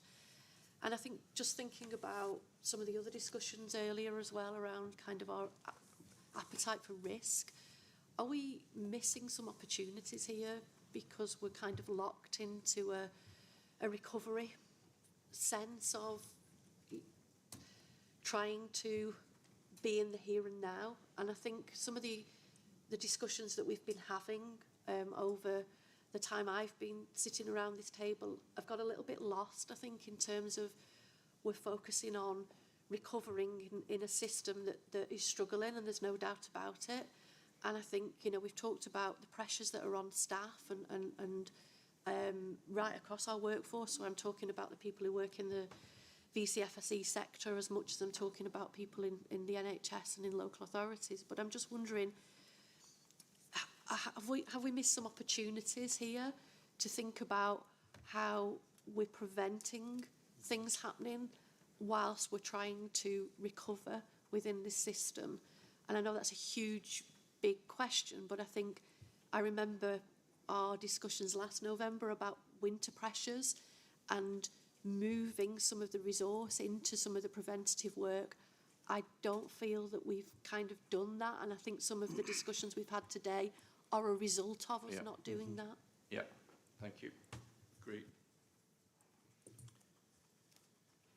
Right. Yes. Thank you, Chair. Just very quickly, Tracy, on your diagnostic question, I was quite surprised to see in the report that we'd fell by 6 percentage points. However, we're still doing well compared to Northwest averages. But I think we've discussed in this board on many occasions community diagnostics centres, and it's really important, I think, for our communities to have those diagnostic centres in an accessible place for them to be able to go and get a quick diagnosis of their conditions or their concerns. I'm particularly thinking of Blackpool, where we have diagnostics, in our primary care centres, and I've experienced of them working really well. And I think we've indicated actually at this board some time ago now that we would be prepared to invest in community diagnostic centres and ensure that they were that we had more of those across the region. So I totally agree in what you're saying there about community and prevention. And sometimes we don't talk about prevention enough. And we have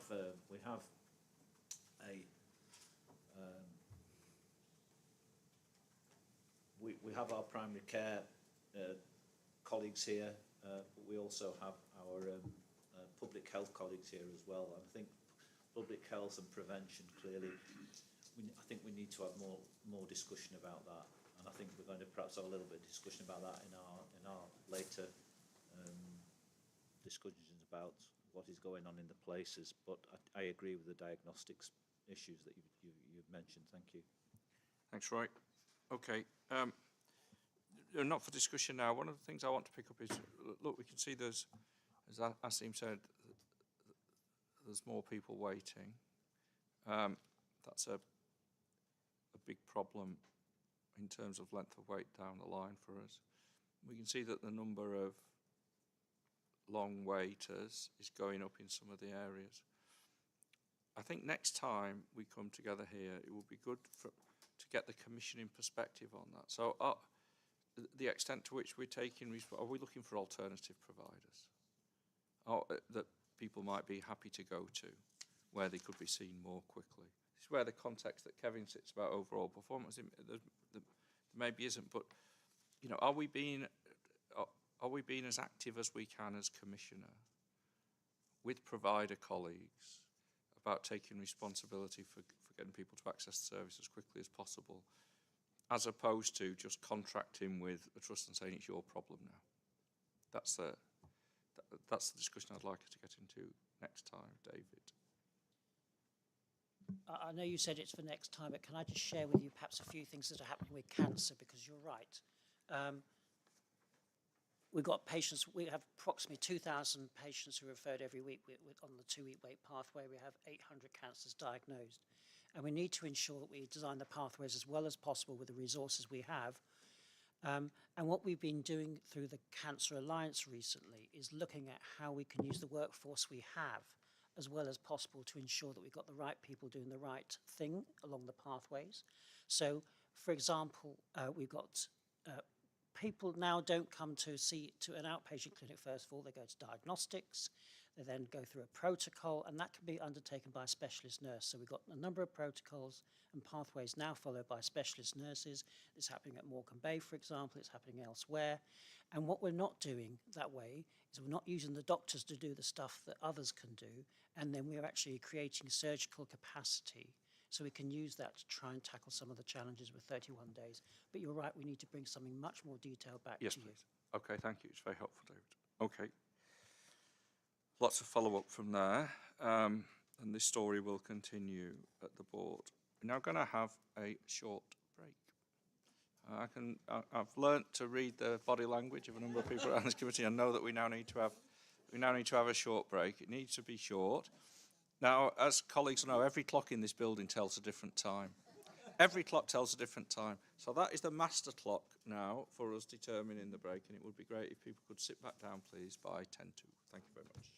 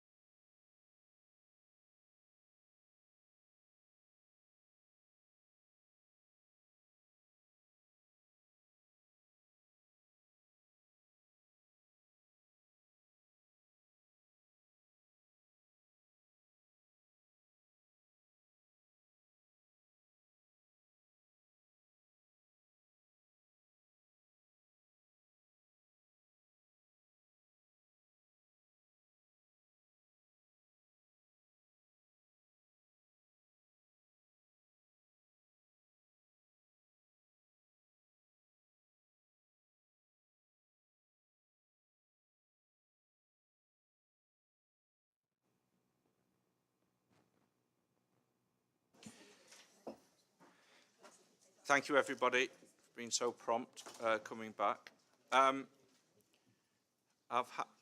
We've had feedback from regular listeners to our feed in the far-flung corners of Fulwood that some bits of the meeting are not as audible. That people are clustered around the radios in kitchen tables, but some of it is not, the complete meeting is not audible because we're not, I include myself on this, are leaning into the microphones enough. We'll do more work on the audio system about this, but if we could particularly make an effort, please, to be close to the microphones when we're speaking. Thank you very much. Right. Where are we up to? Here we are. System Recovery and Transformation Update. Chief of Transformation and Recovery. Thank you, and I hope people can hear me more clearly than perhaps they've heard others. I know we're short on time now, David, but I do just want to make a couple of points, if I may, very pertinent and to the conversation that we've been having prior to the break. But I wanted to start by thanking all our staff in the way that was said by other colleagues this morning, before the break. What I'm going to say is that the work that I'm involved in is focused not only on the immediate 3-year financial recovery work that we're doing, but also on what does transformation mean for our system and what will our new models of care look like. But I want to say that that's not because we're critical of any of our particularly frontline staff, because there is Herculean efforts going on across the patch, day in, day out, in order to keep the models of care going that we've got. But as has been spoken about prior, and Sarah's point particularly about prevention and healthy lives and how do we transform ourselves to a more community-centric model rather than the reactive acute model that we've currently got. And I want to reassure everybody here that that is the work that we are going to be scrutinising through the Recovery and Transformation Board. So not only how are we satisfying ourselves that the current model that we've got is as efficient and as effective as it possibly can be to see some improvements, but also how do we start to make that switch, and particularly at place with our community primary care and the acute models that we've currently got, making the best use of all of the resources, be it digital, workforce, estates. And I do hope that in January and February's boards, when we're back in the new year, we'll be able to spend a bit more time, perhaps do a deep dive here, David, on some of that work. But I'll pause there because I'll take it that people have read the paper. Thank you. Aaron. Yeah, thank you, Chair. So I think the piece of work that we're engaged in now in resetting and kind of reprioritising where these transformation work streams are taking us is really important, and it ties back to the conversation we've just had aboard about the triangulation in the integrated performance report. Yes, mediocre performance, but it's a £200 million plus extra cost in our system, and we've got long waiting times, again, which against the national averages, but patient experience isn't good. So I think that last discussion helps shape, how do you get the balance right between getting the financial recovery trajectories in the right place, but we're resetting the models of care to an extent that the preventative agenda and the health inequalities agenda are driving some of those new models. So I think there's an ask in the system to try and balance those two pressures really well. We don't always get it right, but that's the ambition, I think, as we get into the year-end planning and the planning phase within the Recovery Board. Thank you. As was said earlier, the Transformation Recovery Board's met twice. The next meeting is in 2 weeks' time. It's a non-statutory board, but brings together the leadership from the providers with the leadership from the Integrated Care Board, and it's an opportunity that there isn't business being done there that isn't transparent, or we're not being properly accountable for, but it helps join up different bits of the system to come into our board meeting and into the Joint Committee of Providers. So this is still developing, but Kevin and Maggie are steering this to a place that we can just join up business better, so we have less discussions that have a feel to, no one uses this language, but have a feel to them of, you know, if only them over there did their job, we'd be all right type of thing. So it's a very important dynamic in bringing the system together, and it's at a very good start, Maggie. Thank you. Let's look at the financial position. Thank you, Chair.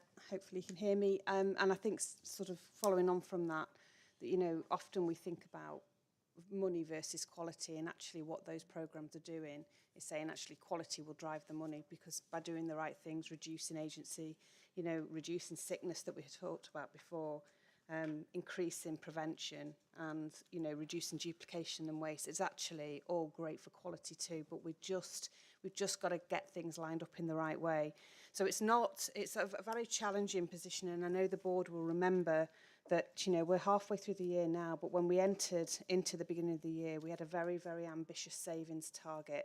And I suppose, although we are off plan halfway through the year, and you can see the figures in the paper, we are actually delivering a huge amount of stuff, and people are working extremely hard out there. So, you know, at the moment we are mitigating and working through plans to make sure that we can deliver what we set out to do at the start of the year.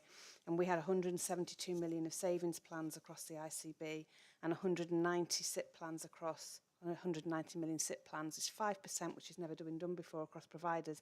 And people are getting on and doing that. Part of the risk, or the main driver of risk that we're seeing in the position now, is that we're entering into new pressures. We're seeing inflation, we're seeing new packages, you know, we're seeing a whole range of additional costs, including industrial action across the providers. So this is really challenging, and I suppose the national picture is seeing some of those pressures, but I think because of the scale you know, that we've had to deal with coming into the system with an underlying deficit and a huge ask around our SIPs, the mitigation becomes more and more challenging to try and mitigate some of these pressures. But we're continuing with that, and thank you to everybody who is putting the hours and the work into trying to do that. So you know, at the end of halfway through the year, we are in a position where we're £160 million deficit and 72 million off plan. We've got to be in a position where we're meeting 80 million at the end of this year. And to do that now, obviously, our run rate not only has to level out, but we have to start reducing our run rate and bringing out costs. And that means moving into surplus for the last part of the year to be able to do that. We haven't given up. We're still working on it. There's still discussions going on, and you know, the appetite is still there, but it is going to be challenging. So there's work going on in lots of different forums with our finance directors, working very closely with providers, work going on with this board and with our senior team to try and make sure that we can do the best that we can do and get as far as we can. So I think the other important point I just want to raise out of the paper without going through all the detail is that, you know, there's good strides being made to try and make everything that we're doing recurrent, because obviously as we go into next year we don't want to find all this falls out again. So having that recurrent position's really important. At the moment that it's, you know, we're looking at 67% being delivered recurrently by the end of the year, but we need that to be 100. We need all other ideas coming forward to make sure that we fully deliver that going into next year. And then the recovery and transformation work we just heard about, that's how we really get out of this position. We've got to do things differently. We've got to have that mindset and change. And I know that there's a lot of people facing in the right direction on this, but it's the pace at which we can go now. We've got to try and drive that pace. So I think that's all I wanted to really say on the paper. But I think I'm happy to take any questions. But I do know we're going to have some more discussion in part 2 as well, aren't we? Thank you. Very, very difficult position. We receive where we're at now in Sam's report. It highlights the progress that's been made, but also the challenge that's ahead. We will discuss, subset the board with Kevin's leadership later, what further things that we could explore. It's important that we do that, and whatever comes out of those discussions we'll report into our board meeting next time. Thank you. Thanks, Sam.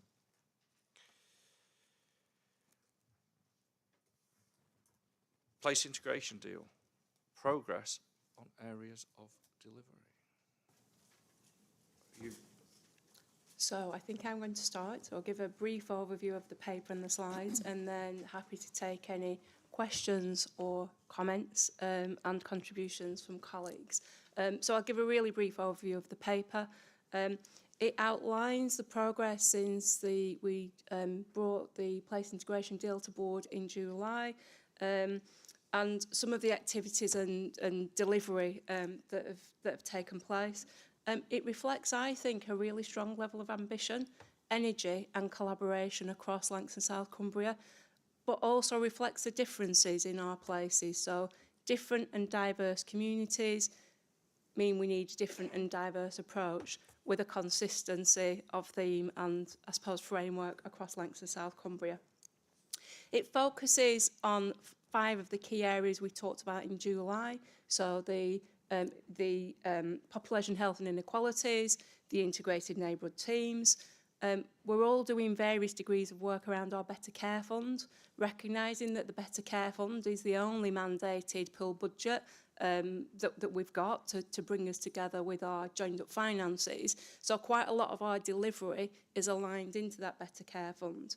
Community services, so transactions, transformations, joint working around our community services and bringing our community services closer to social care, voluntary sector, mental health services and communities. And also continuing healthcare, working with Sarah's team to look at how we implement the model in each of our places to reflect our local needs and arrangements. I suppose lots of delivery despite the really challenged operating environment that we've talked about. And that delivery focuses on collaboration, partnerships, relationships. Planning together, so the next item around winter, our places are really involved and embedded in that winter planning.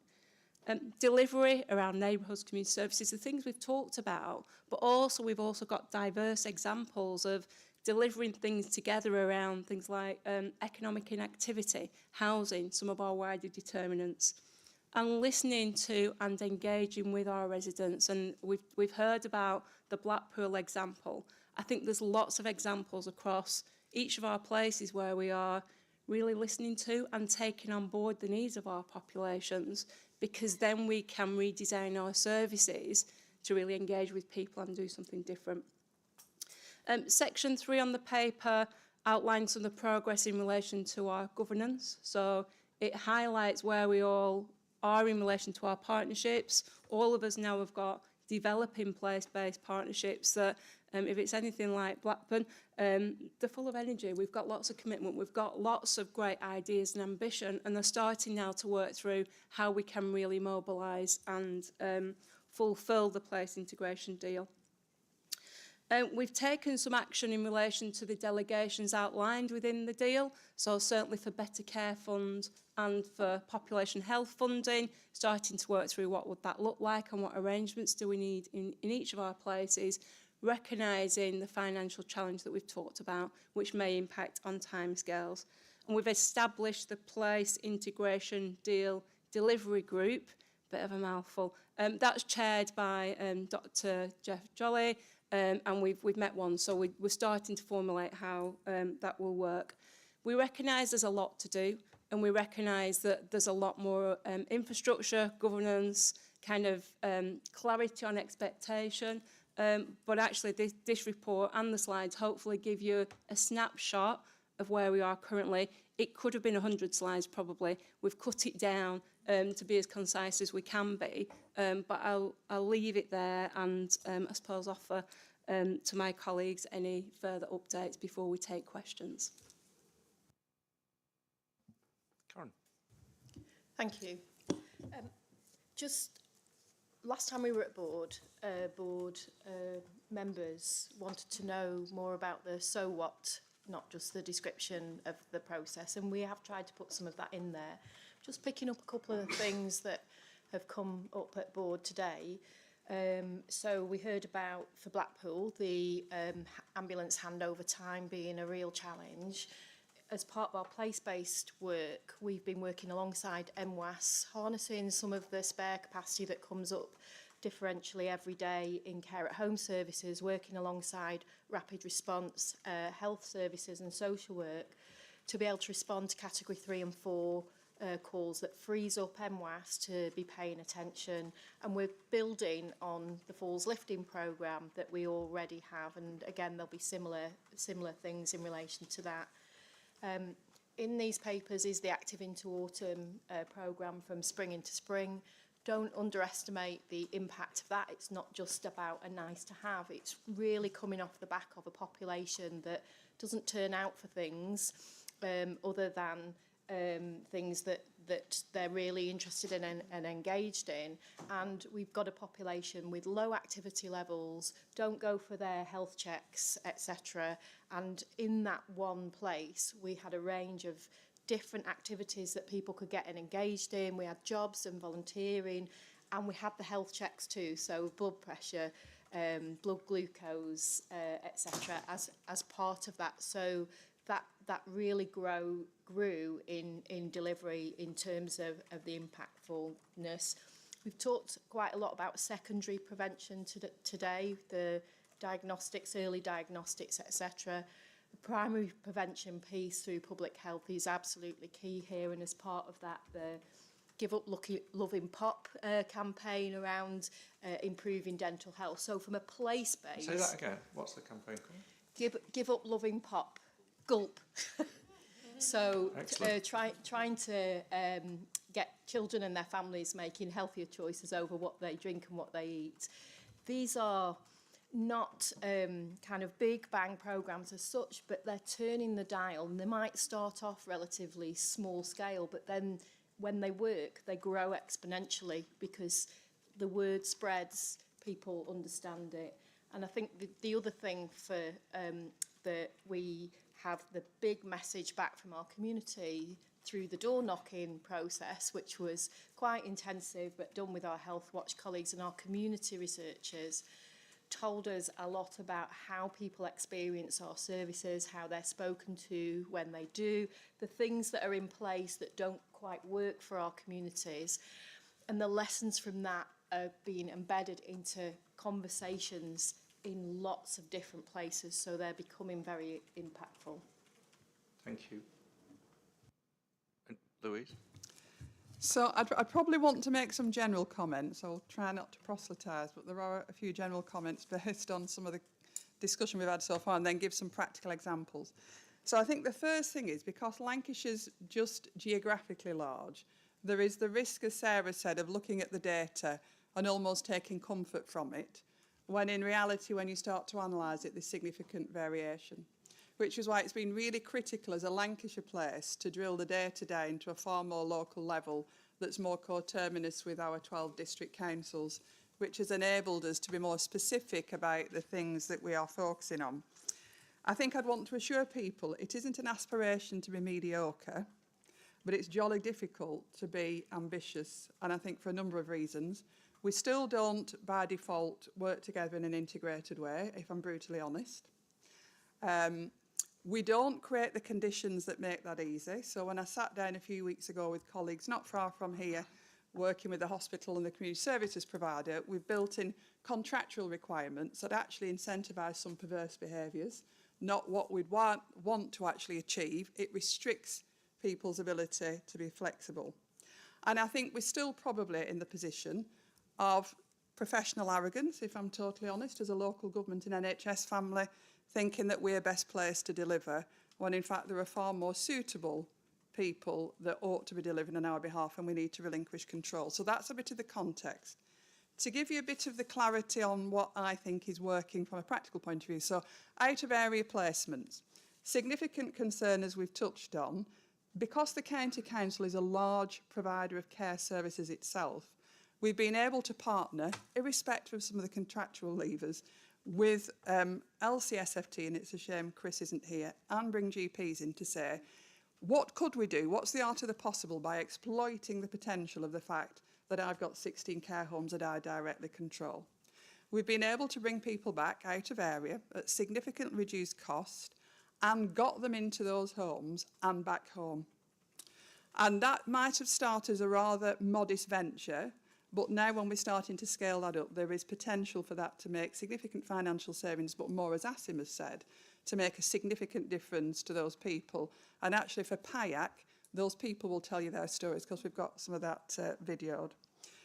3 weeks ago, I think, Sarah and I sat down and said, actually, when we talk of providers in this room, we tend to think that's automatically our acute sector and the mental health provider. On the Lancashire patch, for adults alone, there are 600 other organisations delivering care. But, by gosh, there's a big responsibility on us in a joint way to ensure that's at a quality that we've just been talking about. And we are saying, actually, our resources are stretched. I don't need and I don't want to directly line manage your staff, and I'm sure we don't want to get into the issue of tubing my staff to you. But actually, we could get an integrated team together that actually manages our dual responsibility in a single way. So we're moving on with that. Then probably where I just want to finish on a more local level, because those are things that we're doing at system. At a local level, I think it's been really, really important for me and hugely critical that we recognise and value the role of district councils, of which there are 12, who are absolutely pivotal to the earlier discussion that we had around prevention. These are organisations that have made decisions around the determinants of health as we, aptly describe them. So it's been absolutely vital that we sit down, and actually I'm hugely grateful to the 12 chief execs that came and sat in this very room with me on the 8th of September, and the 6 that were willing to come back last Friday to actually drill down. So there's a big focus on housing. So I would say to the board, if we think we've got a big issue with economic inactivity, which we have, with an even greater problem with housing in this county, it limits our ability for being able to support people being effectively discharged. It will obviously also contribute to why people are admitted, and it limits our ability to support children and families in an effective way. So where we've got to as a district council and with the population health team, we are starting to do some work there under the auspices of the Better Care Fund, using the Disabled Facilities Grant, I am going to say creatively, to start not infringing any rules, but to be able to push the boundaries of what we can possibly do. I think there's more of an opportunity for us, if we're really serious about punching above our weight as an ICB and local government, to do something more around that whole agenda, around how we start to plan and deliver housing that actually meets the future needs of our population, because the housing stock here is a significant issue for us. So that's another thing that we've been doing. And then finally, to give some comfort, because I think you put a challenge into me, David, when we met recently from the period I was on Central Integrated Care Partnership, and some of the performance there, we are moving and have now got an alliance between the community services provider and the hospital. As of this month, we have created a Care Connections co-located team, which means from the public, they're not bouncing around through different routes in. The wiring diagram they may not be interested in, but actually what we've got is a co-located, integrated team, and the next step is to bring primary care services into that. So just a flavour to give you some practical examples of what we're doing. And Jane? Thank you, Chair. And just conscious of the time, some of the context for South Cumbria is the creation of 3 new upper-tier local authorities, unitary authorities, in April, and those authorities are stabilising. They are future-looking and very, very optimistic about the opportunity to work together with and for our citizens, really, really strong on lived experience, resident voice. We're taking our time to build on those strong foundations. It's true that we have authentic trust relationships established in that place, and we're beginning to work in a really joined up way with partners in local authority around really interrogating things like our Better Care Fund spend, the discharge to assess pathways, to make sure that we are properly squeezing every ounce of value and every ounce of opportunity for our citizens out of the joined up work we're doing. In South Cumbria, we are, whilst the councils are new, we are building on firm foundations led by the Bay Health and Care Partnership, which bequeathed us integrated care communities. We've got really mature integrated neighbourhood teams in integrated care communities, and they are a massive vehicle for both primary and secondary prevention, the kinds of stuff that's been mentioned this morning, multidisciplinary teams pulling care out of secondary or bedded care into or very near to the resident's home, and that work's progressing at pace. It overlaps and blends with work on priority wards, which is particularly around looking at areas of deprivation and deflecting admissions from ED. and some joined up work that we're doing around intermediate care and workforce, which is a particular issue for South Cumbria, and new innovation in a cost neutral envelope, such as an integrated wellness centre, for which the commitment and the thinking is significantly progressed based on the Jean Bishop model in Hull, where all partners are really signed up to that, and we are getting down now to be ready to consult with the public and to make it happen in a meaningful way, so that we will deflect ED admissions for the very elderly or people with multiple long-term conditions and proactively manage their care, so that they don't end up on a merry-go-round of in and out of hospital. There's much to do and the challenge is significant, but we do have a thriving, vibrant place that is fit for the future. Thank you all. I'll bring Kevin in before I give my thoughts on it. Yeah, First of all, there's a section in the report around governance. That, just to be clear, that's interim. Obviously, we'll need to formalise that. It was part of the place integration deal that you considered, I think, back in July. So we will come back and formally finalise that. But I just wanted to say well done. I think we're in a different place to where we were not so long ago. I think we're moving forward. There's still a lot to do. I think one of the challenges we have, and we've been engaging with the place directors and as part of the wider team, is to figure out how we make place more central to recovery and transformation going forward. In a sense, if you look at that transformation agenda in particular, it doesn't happen, shock horror, in an ICB report. It happens in a real place like Blackpool or Blackburn, and that's why it really is important. But I think we've got a job to do to make sure that, and our place directors are uniquely placed because they see the challenges on the local government side as well as on the health side as well. So I think that's a real opportunity for us because it's going to need some careful navigation. Both sectors are really financially challenged at the moment. And there's a risk that in that situation we do get into cost shunting and things of that kind. And we are going to have to make some difficult decisions in the coming weeks and months for this year and for future years on how much we can afford to do with the available funding.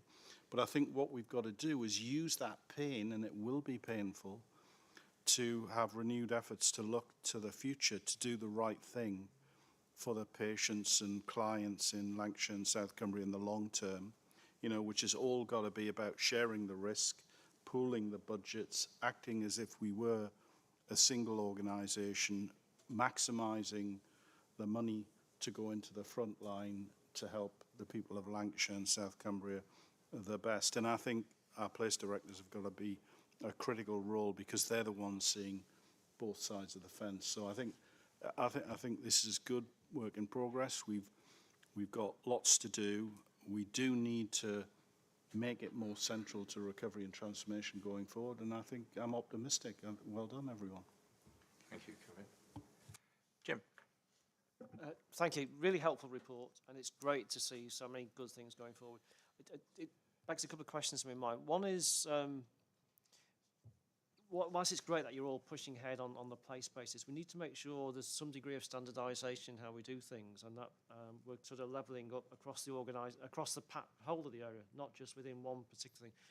Have we got a process for knitting that together? Is my first question.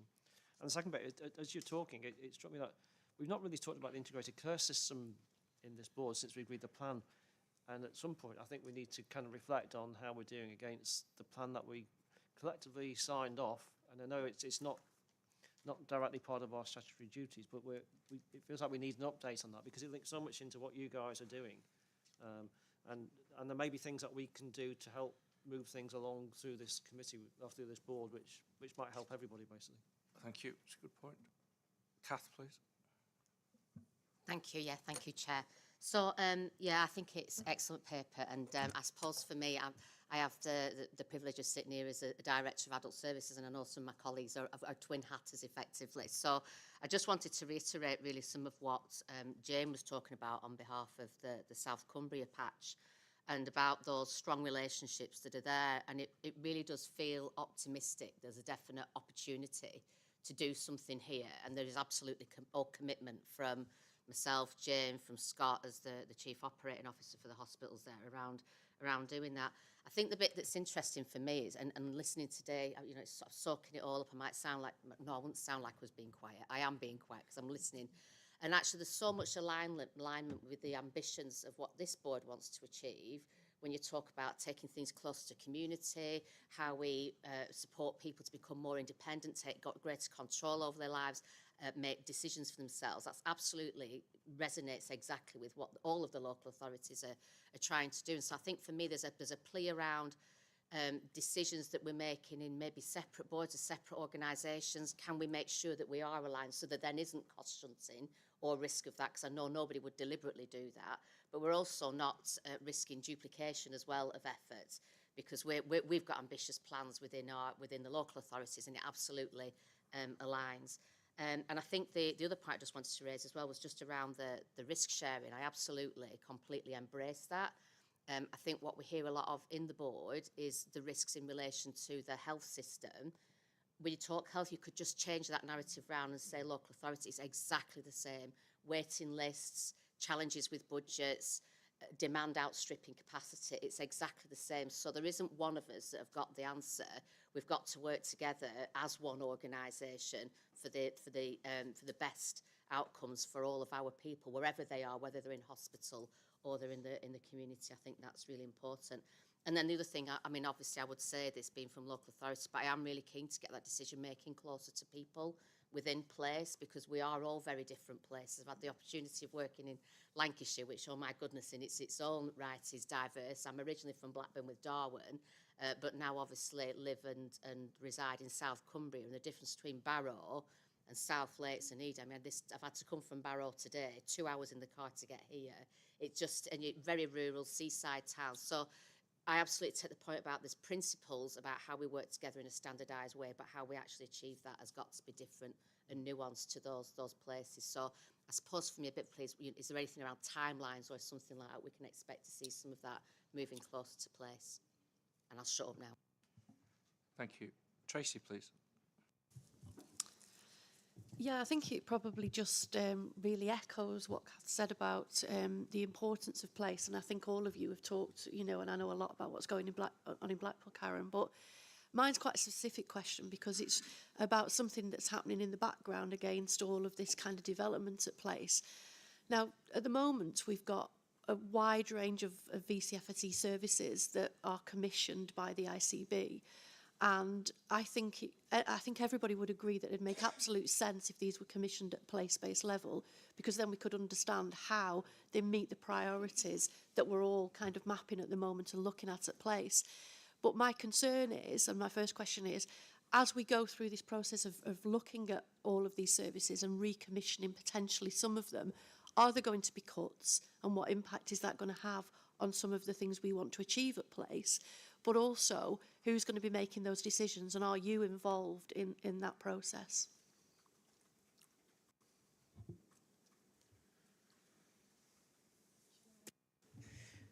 If I attempt to start with that, maybe other colleagues come in, there are going to be some really difficult decisions for us in local authorities, in ICB, and between the local authorities and the ICB.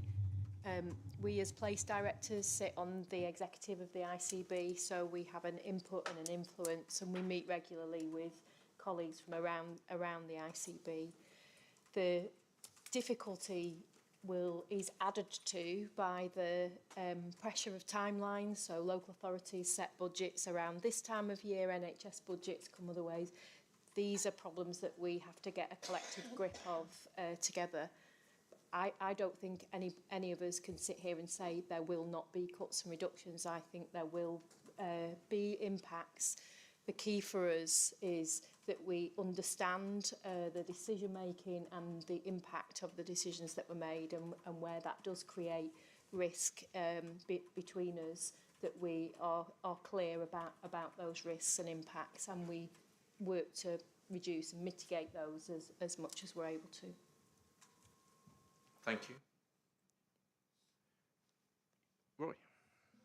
Thanks, Chair. I picked up on a couple of words in the presentation, in the documents, and two of the words were scale and complexity, and the other two words were challenge and opportunity, and they were actually in the Blackpool part of the presentation, but it applies to all of the places, and that great opportunity cannot go ahead and cannot be envisaged without resource. And we've just touched on resource, and it's a really important issue. And I think, you know, we as an ICB, when we envisage the place integrated deal, we envisage some resource going into that deal. I'd be really interested to hear about your resource issues that you have within your places, and whether you feel that those resources are enough to carry out that ambition and ideas that you were indicating in your earlier comments. There's a report coming back, or scheduled to come back to this committee in March of next year. I'd like to see a little bit more pace behind that, and I'd like to see a report come earlier than that, if that's possible. And in that report, I'd like to see some of those resource implications and what the concerns may be from your place colleagues. I feel that we've talked about community and primary care, and we've all, I think, as a board, agreed that's one of our priorities. And if we're going to improve, I think, our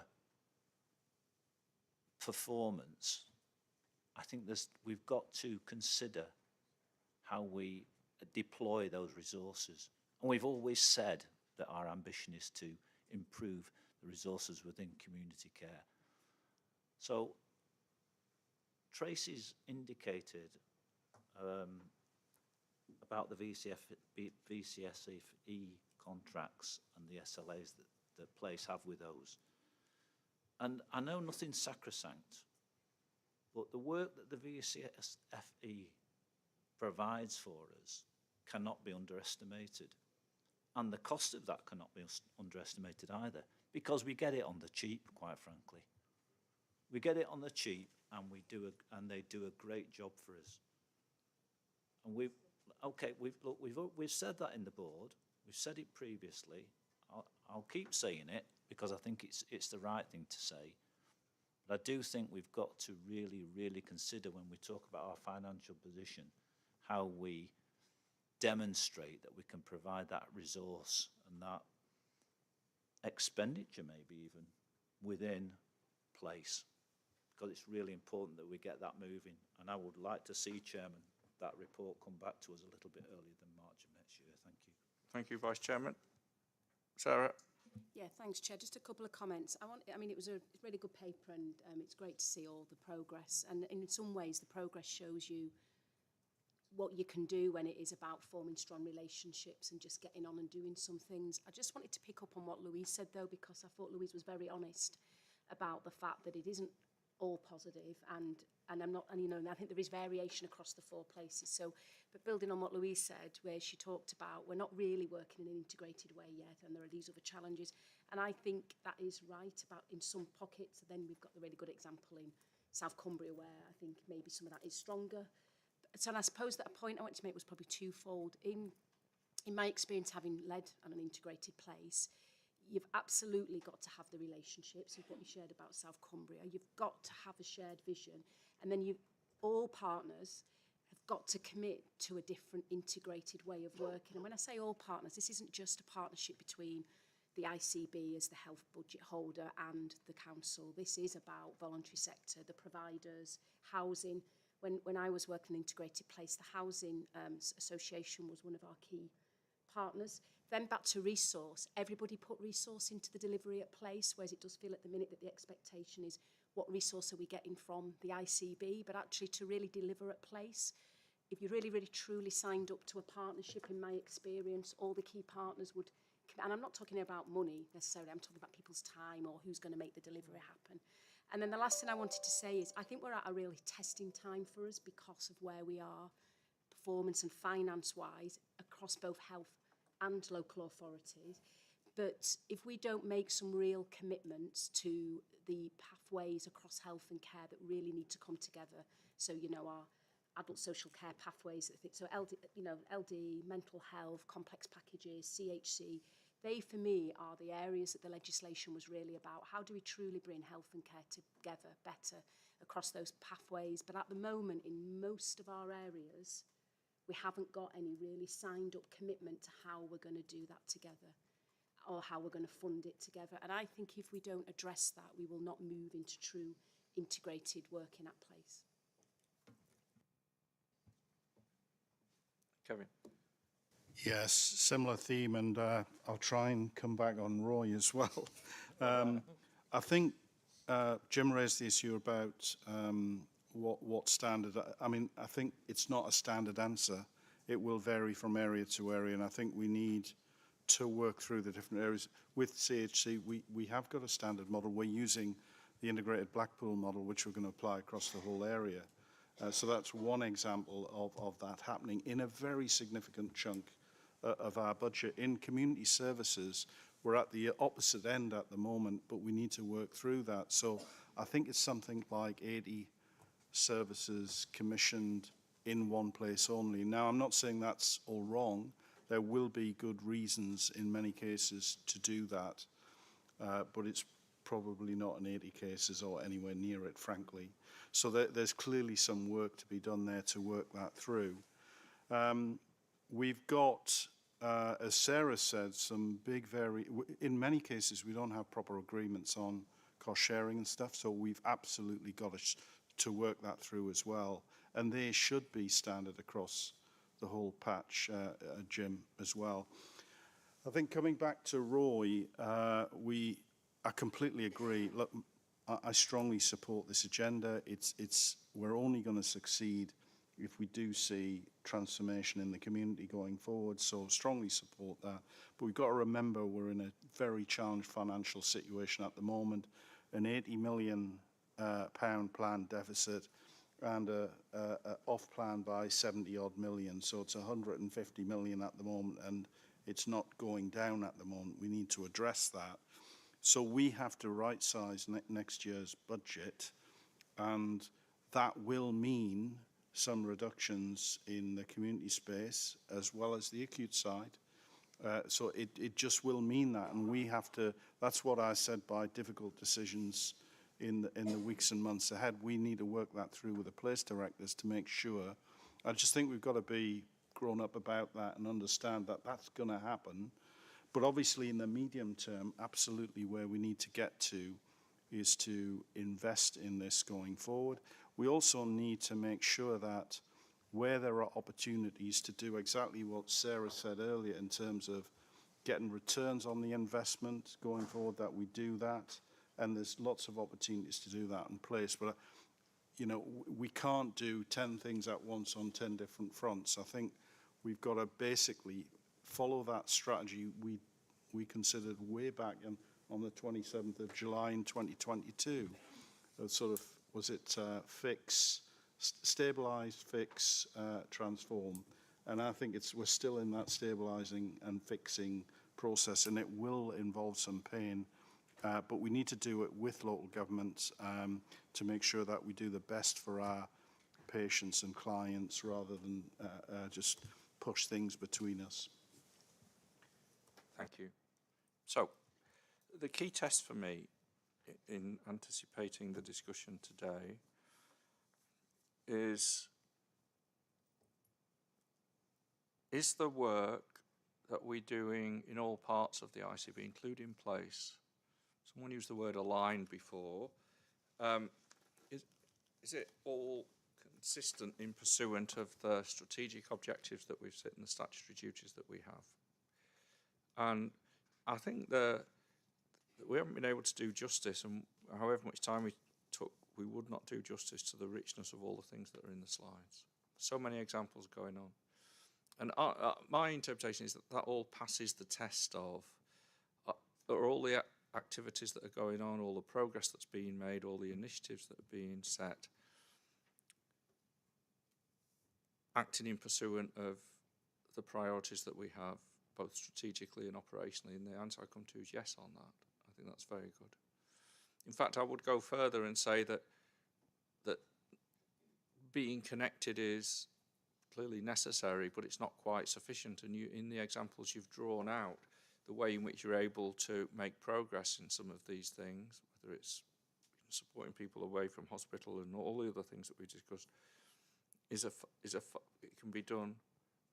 The things that you're doing can only be done through place, and it's a far better way of doing it than us trying to do it overall for Lancashire and South Cumbria. So I'm really encouraged by that, passes that test. We need to find the right vehicle to spend more time looking at the 4 places over a period of time and just getting into a deeper understanding of what's happening and how, from the board here, we can be properly fully supportive and guiding in all of that. The other conclusion that I came to, we all see these things differently. It's the stuff that you've set out in the papers and in the discussion today suggests to me that we made the right decision in changing the place boundaries to be coterminous with the authorities, and the examples you've all given are very powerful in support of that.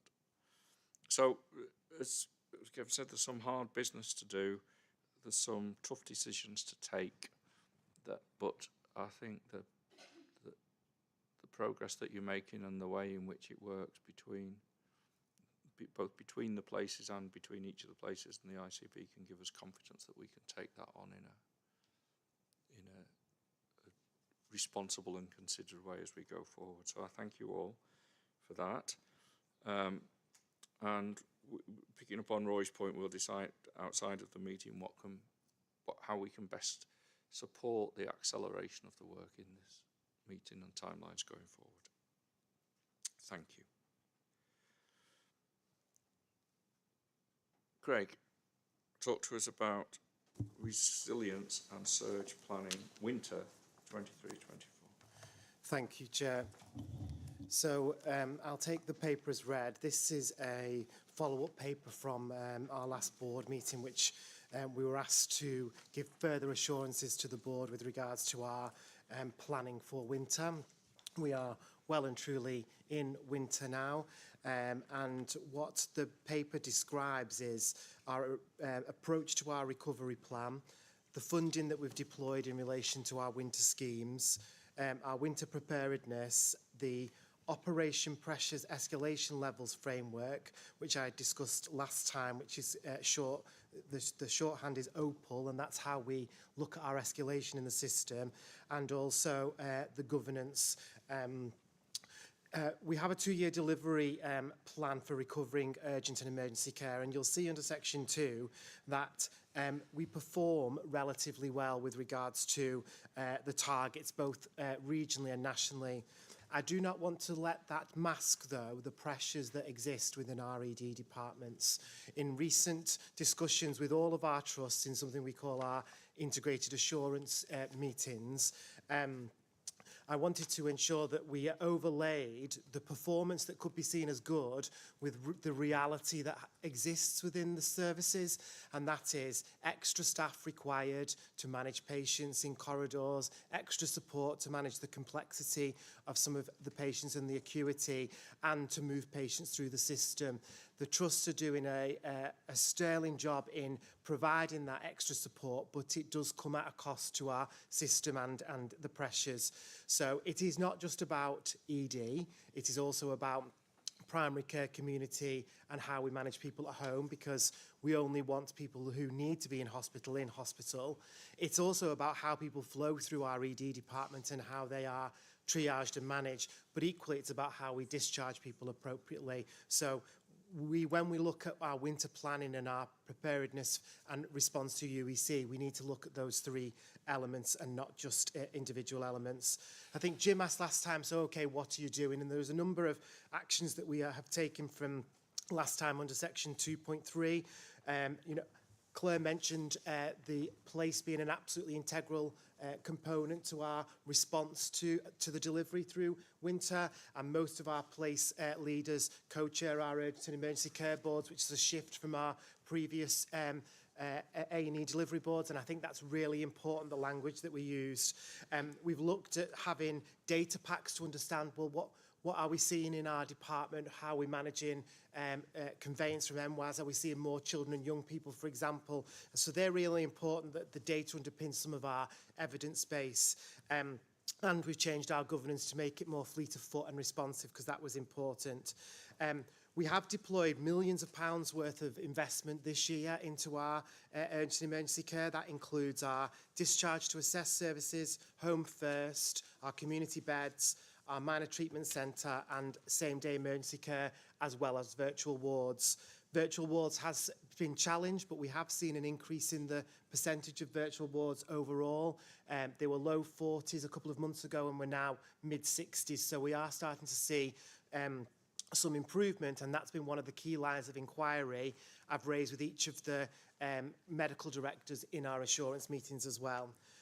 From an NHS England point of view, we are tier 3, which in this case, that's a good tier to be in. It's not always good to be top of the shop. So tier 3 means we get a universal offer. There is some description on how they've tiered us, but we are not in the spotlight from an urgent care perspective. But I do not want us to be complacent, because I would imagine the slope from tier 3 to 2 and 1 is quite a slippery one. So we are keeping a really strong eye on how we manage this throughout winter.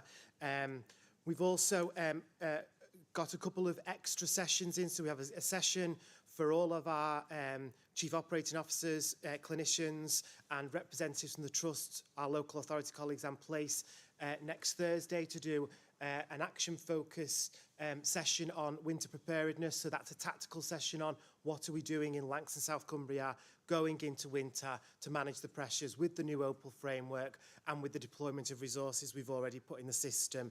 We've also got a deep dive at the Recovery Board, Chair, you mentioned in 2 weeks' time, where we'll be discussing the management of the risks and how we're thinking about the future. That will include our 3 to 5 year urgent care response strategy. I won't go into the details of all of the new Opal framework. That's coming into force for Lancashire, South Cumbria next Monday, and I'll be monitoring that through our Strategic Coordination Centre. And we have included in the appendix some diagrammatical representations of the wiring of our governance. And again, I'm happy to answer any questions on that. Just to sort of finish up, it is a challenging position for us even today. In managing some pressures in the system. What we think is a good start to the day can quite quickly deteriorate, and we see a number of pressures. So we've been working with MWAS on deflections and diversions and not conveying as many patients. We've been working with our local authority colleagues on trying to move some patients through who've got no medically right to reside in the hospital, and looking at capacity in the community, including our virtual wards. But unfortunately, there is no silver bullet here, Chair, and we need to make sure that we have a multi-pronged approach to our management of UEC. Happy to take any questions. Aaron. Thanks, Chair, and thanks, Craig. I think this paper is a really good paper and gives some good assurance on the extra work that we're doing across the system ahead of this winter. But it's important to note, if you look at the equivalent to the board assurance frameworks or the risk registers in the providers, winter now is the highest risk that we face as a group of providers. I think the investment we've put in those 8 schemes are good areas to invest in, but it's not additionality. And at this time of year, we are used to extra investment coming in to secure extra capacity, whether it's in the acute sector or in social care, and that isn't there this year. So the risk profile is different.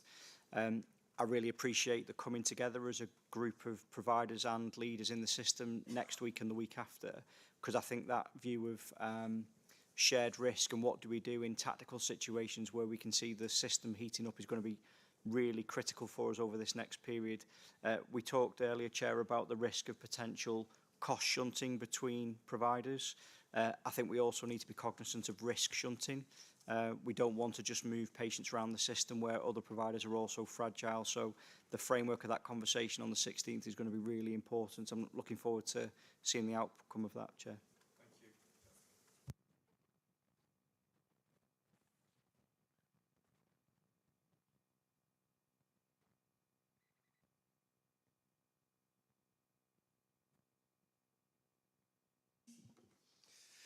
don't want to start around here.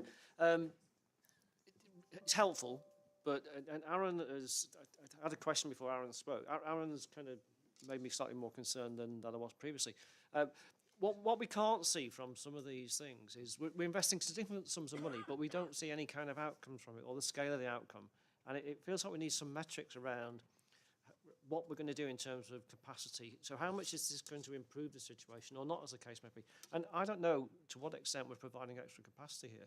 Aaron's just sort of said we're not providing extra capacity. This is almost making good what we were doing last year. So there's not additionality. That is really quite concerning because you said we're spending millions of pounds on this, but we actually haven't got an assessment of what impact that's going to have. So it's almost like an impact assessment we need for very significant investment.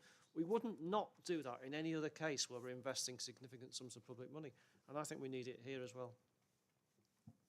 Thank you. Thanks, Jim, for the question. We do have impact assessments on all of the schemes separately, so we can bring something back that gives a global perspective. Aaron's right in the sense of there is normally extra winter scheme money that comes in for us to pass over to the providers for bed capacity. There were a number of schemes unfunded this year, so the Finney houses, which we committed to continue funding, which do put additional capacity into the system, but they were schemes that I think were expected to be funded separately to any winter allocation, which obviously has not been deployed. I think Aaron's comments on how we share that risk going forward because of the limited additional capacity we'll be going into with the winter is exactly the conversation we need to be having at the Recovery Board. But we can bring something back on all of the impacts of those schemes that we've invested so far. I'm happy to do that for a future meeting, Chair. Thank you. And Kevin? Yeah, just to come in on that, we did have, I mean, the history is the NHS putting one-off monies in. So what they did do was they put the one-off monies into the base. So there is actually money there to fund a range of things like Finney House now and virtual wards, and that's one area I think needs a bit more attention. We've still got, we could be doing a lot better. If you look across the system, it's from low 20s to high 90s by institution, because they're all run by each of the 4 trusts separately. Not being critical of that at all, it's just where we are.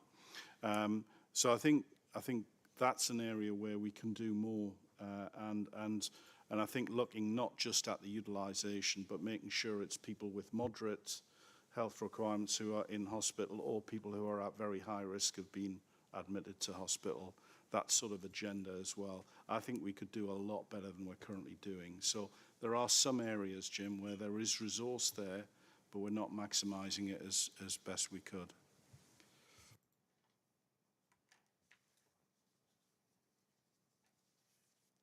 Sarah? Kath?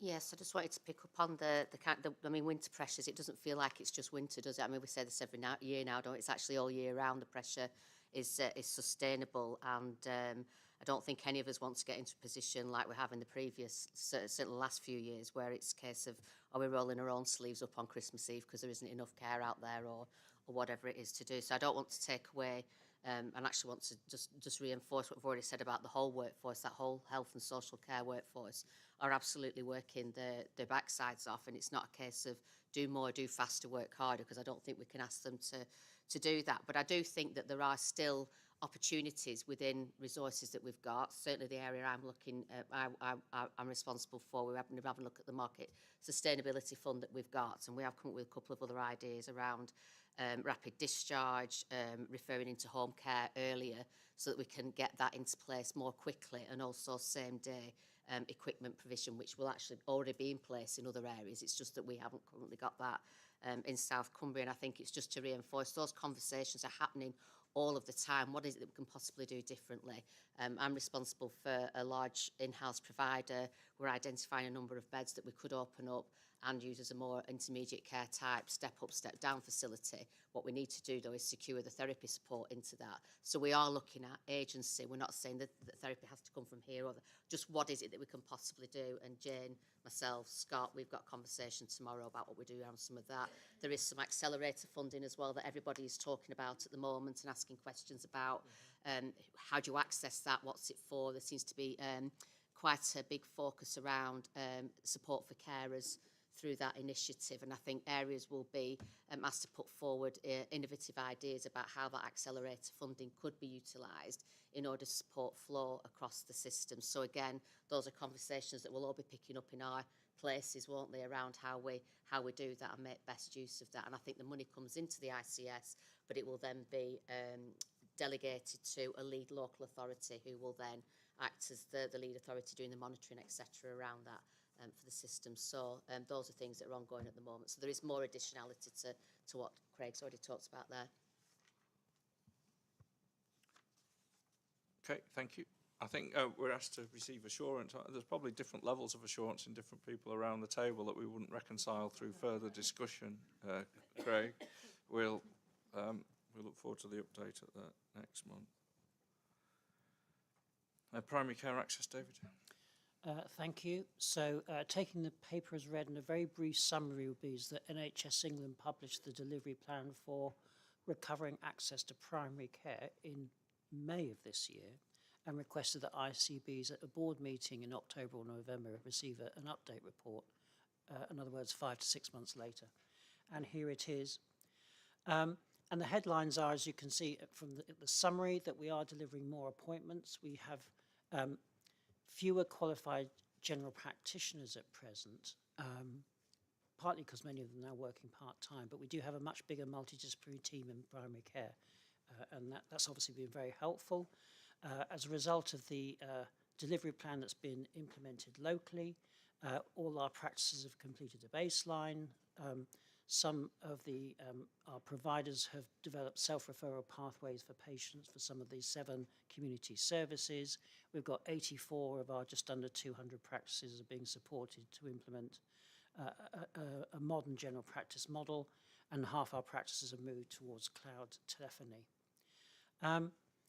And what we do need to understand is the impact of all this. Now, that's not been possible to do that yet, and you will see within the recommendations, the good news is that there'll be a paper coming back in January, which will, in fact, summarise some of the actual and forecast impacts of these actions. So happy to take any questions or comments. Debbie. Thanks, Chair. So welcome the paper and welcome the update. And I think we've had to use a national format for this, with it being sort of a required report, which has probably constrained us a little bit.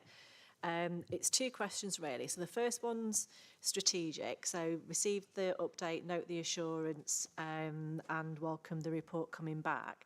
I suppose for me, it's a question about how this sits within the ICB's ambition and vision for primary care. So we've had to report against one particular requirement, but we've also got initiatives like Fuller, we've got general ambitions around primary care, and what I'd particularly welcome is if there's an opportunity when it comes back in January to look a bit more holistically in terms of the approach that we're taking, and maybe understand if we do plan to develop a strategy for primary care that brings it all together so that we've got a clear line of sight, clear ambitions, clear approach to working with the sector, given how critical it is to delivering brilliant quality care for our populations. And then the second question, if I can just add another quick one, it's around patient satisfaction. So it's really helpful to see the patient satisfaction levels, and I was really pleased that it was taken below surface level to say, well, it looks brilliant, we're above national average, but actually it's really variable in terms of practices. And my question there is whether how we use that intelligence, how do we support practices to use it, to understand it, to respond to it, to improve the quality of the delivery? And do we in any way sort of shape or do things differently with those practices to encourage and support them to take on board the feedback if they've got any barriers that we could help with? David? Okay, so thank you for those. First of all, with regard to a primary care strategy, this does align with Fuller in many respects. The Fuller report really was, we've actually taken much of the Fuller report, not just the NHS England improving access. And primary care is part of a much bigger community model that we're trying to develop. And you'll remember a paper that came last year where we talked about that model being not just primary care, but social care, community services, as well as population health and prevention. So it's that we're trying to build, and that's the work that the ICB is beginning to try and take forward. And I know Sarah and Louise will be leading some of that work as we go forward. So in many respects, a primary care strategy, yes, we need to have one, but I think it needs to be part of that much greater community model, because we need to see that greater integration. With regard to the patient satisfaction, the paragraphs within the paper are very interesting because it tells one story and then contrarily tells another story. So I think best to say is the mixed outcomes, but I think you're right, it's the so what, isn't it? So what are the practices doing? And I think we'll have to perhaps take that one away. And maybe it's one for us to pick up in primary care commissioning. Thank you. It's just one of those unfortunate things on timing that this paper comes up when our primary care partner member can't be at the meeting today. Are there any other points? Yes, Jim. So just a very quick point, and David himself had a conversation along these lines yesterday, so I'm glad another report's coming in January. I think it's the scale of what's required that gets you. When you look at the number of GPs we're short by my calculations, it's something like 130 extra GPs we need, which is 17% more than we have at the moment. And these don't grow on trees. So there's a significant long-term challenge for the area to put this right, basically. Very good summary, thank you. Okay, we'll pick up again in the discussion further in January, when I promise that we can take more time to get into some of the issues. You'll be relieved to know, in discussion with the Chief Nursing Officer, we can defer consideration of items 16 and 17 today to receive at our next meeting. So the last substantive discussion we'll have is around dental access. A long time ago that we heard the dental patient describing the problem, early this afternoon. So, Craig, back to you. Thank you, Chair, and I will take the paper as read, but I think there is some really important and pertinent points in the paper that I just want to bring to the board's attention. So this is our Dental Access and Oral Health Improvement Programme. This is not just a responsibility of the ICB, which I know many of you know. It cuts across our public health and local authority partner colleagues' responsibilities as well. The ICB, though, only became responsible for commissioning all dental services on the 1st of April. Please don't take that as an excuse, it's just fact, and therefore we've had to spend some time understanding the current offer and our roles and responsibilities. You will see in the paper, and you heard from our patient story, which I think was very honest and what a lot of people could relate to. And we've had a question from a member of the public that I will raise at the end that does describe a very challenging position. It does describe it nationally, but more importantly to us, there's a very challenged position locally across all of Lancashire and South Cumbria. And they are not just challenges within primary care settings, it cuts across our community and secondary care, so orthodontics, restorative dentistry as well. There is no part of dentistry that remains unchallenged, and it is not a very positive picture yet. However, we do want to focus on a significant improvement programme for oral health.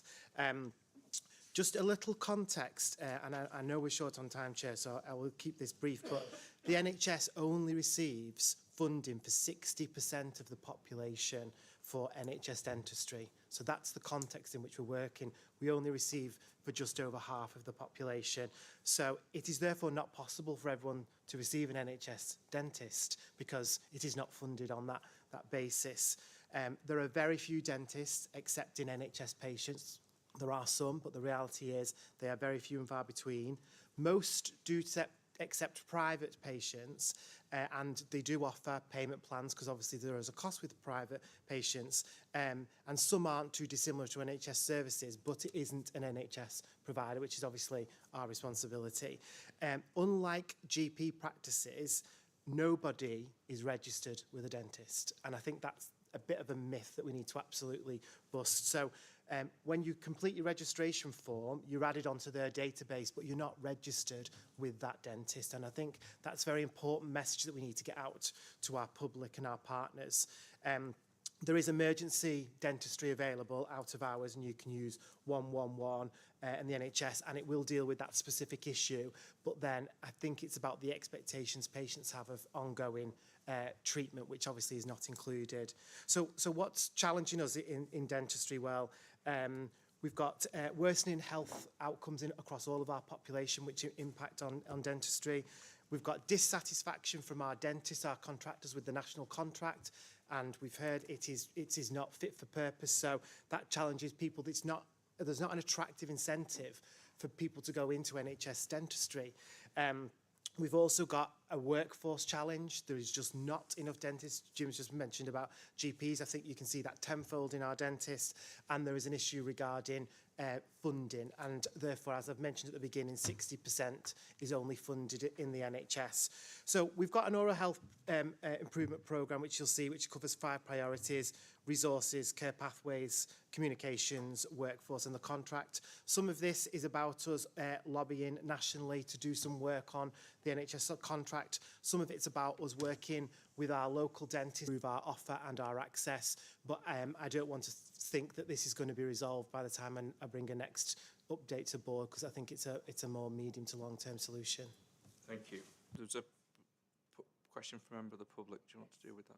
Yeah, so similar to how I've just described, a member of the public had asked about a closure of a dental practice in Kendal, and saying that the nearest dentist was 40 miles away.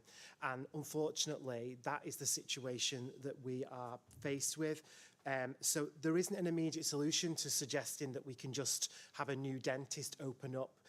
We can engage with surrounding practices, but for some of the areas in South Cumbria, 40 miles is the surrounding practice, and that's the challenge that we're faced with. We want to support individuals, so if there are concerns, we're happy through our patient experience team to work with individuals to help them potentially find other solutions. And we want to ensure that our improvement programme has priority, and we work within our resources to deliver that oral health improvement programme. But for some of those practices that do close, again, that's a medium to long-term solution for us to repurpose a practice in a particular area. But I'll be working very closely with our place leaders to try and work with our existing dental providers to see what are the opportunities. Thank you, Craig. David. I mean, I've raised this issue before, but this is the single issue that we hear about more from members of the public than any other in Lancashire and in Westmoreland and Furness, actually. So I think, we absolutely need to have, laser-like focus on this for people. And despite the fact that the picture's bleak and might take some time to resolve, we have to give people answers to what they do when they're in a great deal of pain or can't get the service and support that they need. And I think we're not doing a good enough job of that just at the moment. So I would urge us to look at how we provide information and advice to people about what they do when they can't get the support that they need. And, making what we normally say is contact 111 and some of those very standard answers, but they do not yield results for people, and we therefore leave people in really dire straits. So it needs lots of focus, and I urge that. Thank you. We sometimes overuse the word crisis, but I think we've really got one here. Tracy, next, please. Thank you. I think it's quite shocking, isn't it, when we think about what's happening around dental services.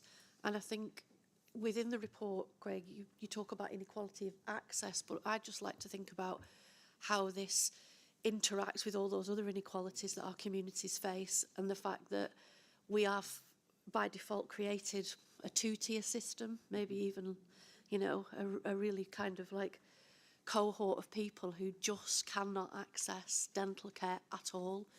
And, when we heard the story earlier about somebody talking about £4,000 worth of dental treatment that they needed, I mean, to some of the communities we work with, I mean, they can't even afford £4 for a dental plan or similar. We're talking about people who are struggling to heat their homes and feed the children. And against that backdrop, I think we've got a real crisis here, because this is creating a huge long-term problem for young people in particular, children who are, we see it, don't we? We see the results day in, day out. And I know there's been some fantastic work. I mean, Better Start in Blackpool did some amazing work a few years ago in really encouraging parents to make sure the children were receiving that dental care. But now we're in a situation where I think it's nearly impossible for a lot of those parents to access it, but also the affordability.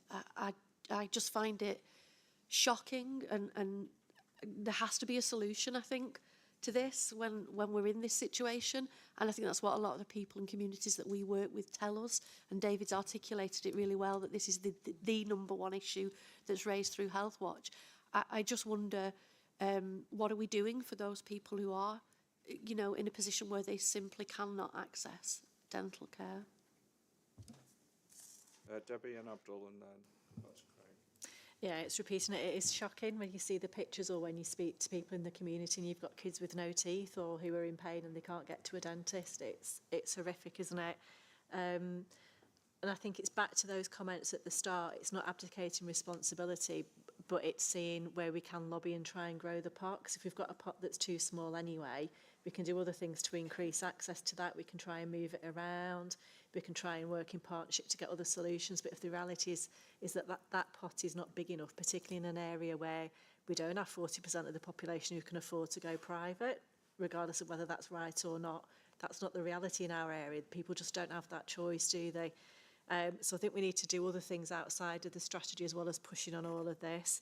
And I think for us as well, it's recognising that because of a community makeup, it is huge, isn't it? You know, I think I've got a job in a college the rest of the week outside of this, and I always remember we had an adult community learning offer, and we helped somebody in the community develop skills, get qualifications, but the actual thing that moved her into a job was she got her teeth fixed, because it didn't matter if she had the certificate, she didn't feel confident to actually go into an interview and be able to talk to people. So it does all need to join together, because it's such a huge impact, isn't it, on people's lives?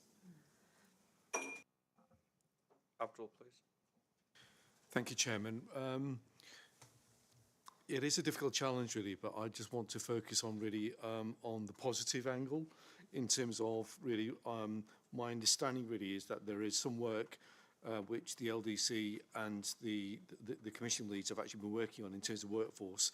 So there's a contractual issue really, and Jim and colleagues have actually raised that, and that's a national issue in terms of the coverage, in terms of the actual current contract. There's been a series of conversations really around this particular issue over the last 6 months, and directors of public health have actually been engaged in some of those conversations. It's a long-standing issue really, and I think, you know, basically it's, you know, I remember these conversations really from PCT era as well, so it's not something new. That there does need to be some national review really of the current situation. So whilst that actually takes place, really, I want to say really that there is some movement in relation to workforce in terms of the number of foundation dentists that may actually be coming on stream in terms of additionality in terms of workforce, and therefore providing greater access. That's my first kind of positive point really from this very sombre conversation. The second conversation really on my point really is in relation to vulnerability and vulnerable groups. There are examples, certainly within Blackwell and Dartmoor, we have a provider called AP Smile Care.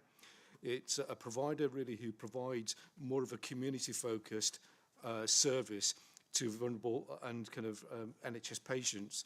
And what that has enabled us to do really is to provide you know, restorative kind of dental treatment really for highly vulnerable groups. So the specific examples that I can quote, because we were discussing this morning, is in relation to street sex workers who've actually been you know, had physical abuse really, and had, you know, kind of a whole range of complex needs. But you see, we had a case examples, and I wish I could actually portray it in front of you today, of an individual really who had a very complex life, and we've turned that life around, of a very vulnerable young woman who's now back at home with all of her teeth restored, and is actually on a positive trajectory in terms of her life. And that really is a holistic picture around how we can actually work together into a partnership to actually meet those needs. Another example is the work that we're actually doing with our HMO population in terms of housing as well. And we actually do restorative kind of dentistry for those vulnerable clients with substance misuse because of their particular circumstances. We're able, they have poor oral health and poor dental health in particular, and clearly we're able to actually provide a service through AP Smile Care into those settings and actually restore the teeth of those individuals, and they actually are then able to actually secure volunteering, jobs, and so on and so forth. My final point really clearly is in relation to a pilot scheme. So there is, my understanding really in terms of positivity, there is a pilot scheme. The other other key issue really is dentistry and dentition within care homes. So dentition is really important really within that setting, because that provides, it's a quality marker, but it's also an issue in terms of providing a better quality of life for those vulnerable clients really within their settings.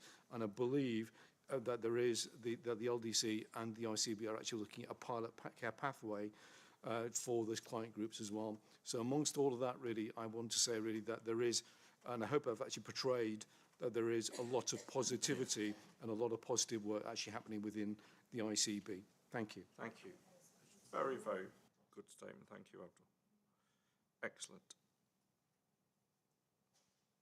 Okay, Craig, when do you come back to us with the solution to all these problems? Just to pick up 2 points about, one point combined, but what do we do to support our population? We do have a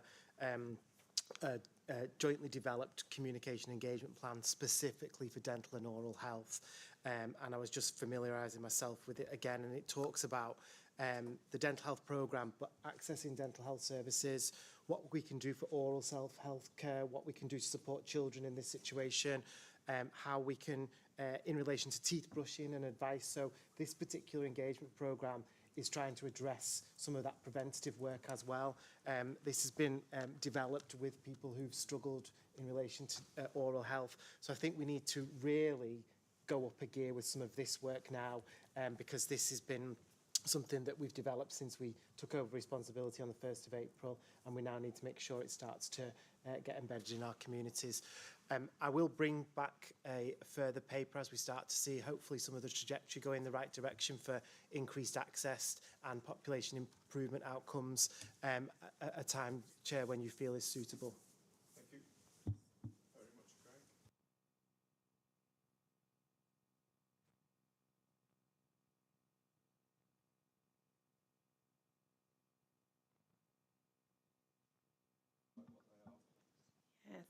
Thank you, Chair. So scheme of delegation has been updated. It's brought back to the board today. So this obviously sets out those powers and decisions for the board and those which will be delegated.